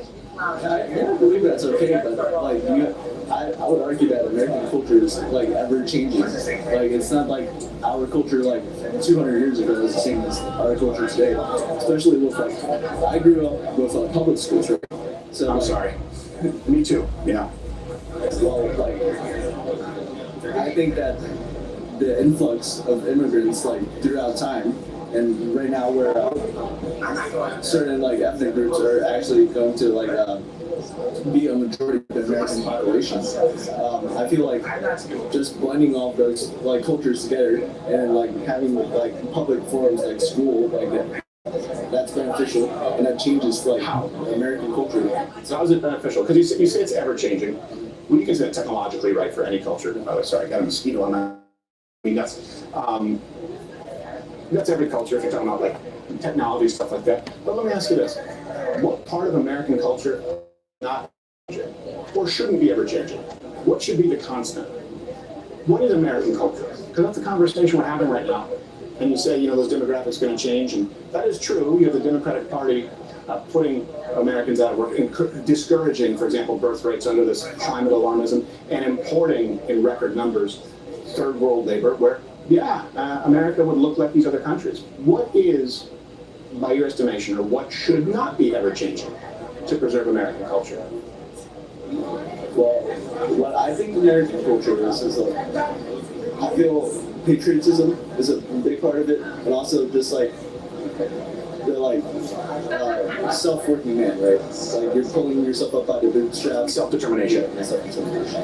I feel like those are like the biggest factors. But patriotism means patronage, right, to something. So patriotism to what? To America. Would we also include Christendom? Christianity is the basis of this country. Fundamental Western values.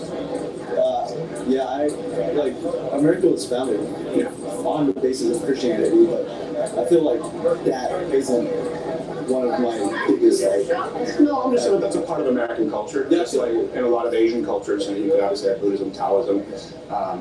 I don't know, what is the primary religion in Vietnam? I know for a period of time, obviously, you can just put that in your pocket if you want. And I appreciate you asking for the citations, by the way. What is it in Vietnam? Vietnam, like my family's Buddhist, but I'm pretty sure it's like it's either Buddhism or Catholicism. Okay. Yeah, there's obviously a strong current of atheism when you're talking about the communism that rose in Vietnam. So that's a part of it. What about a shared language? A shared language? Yeah. Shared language in the United States. Yeah. Let me ask you this. How does someone coming from, let's say, Mexico or Honduras, how does someone coming here, let's just take Mexico as an example, someone who comes to this country, who takes a job that an American is willing to do for a lower wage because they don't pay taxes, who doesn't speak English, waves the Mexican flag, how does that benefit the United States in any way? Well, like culturally, even. Culturally, yeah. Somebody doesn't speak the language, doesn't share our values. I think the core assumption here is that that is their constant personality. I would argue it's too much. Yeah. I'm saying it's too much, and that's a big reason that Americans, voted for Donald Trump. Not only economically, but culturally, people want a country and a culture they want it preserved, and they have the right to preserve it. Yeah, I would argue that immigrants like that, I don't think they're just trying to represent their home country forever. I think they're also trying to blend into the American culture we have now. I don't think it's fair to assume that, for example, a Mexican immigrant will only speak Spanish forever and not try to learn English or American. I didn't assume that all Mexican immigrants speak Spanish forever, but I will tell you, having to press one for English in an English country is a problem. Vietnam wouldn't accommodate another culture before their own, and wouldn't accommodate the best interests of foreign nations before their own, would they? They absolutely would not. They have a much stronger nationalist bent than the United States. Yeah, it's a problem if it's so prevalent and so common that signs have to be in Spanish, that customer service has to be in Spanish, where you can't communicate with your neighbor. It's enough of a problem. And the idea to test a language test has been rejected wholesale by the Democratic Party. Right, so it's accommodated by design. That is a problem, and it's not a small percentage. You have people who are here for decades who cost the taxpayer billions of dollars, never learn the language, never assimilate. Here's the big difference, right? You talk about being, and I hear this a lot, a nation of immigrants, and that's probably, you're probably thinking in your mind.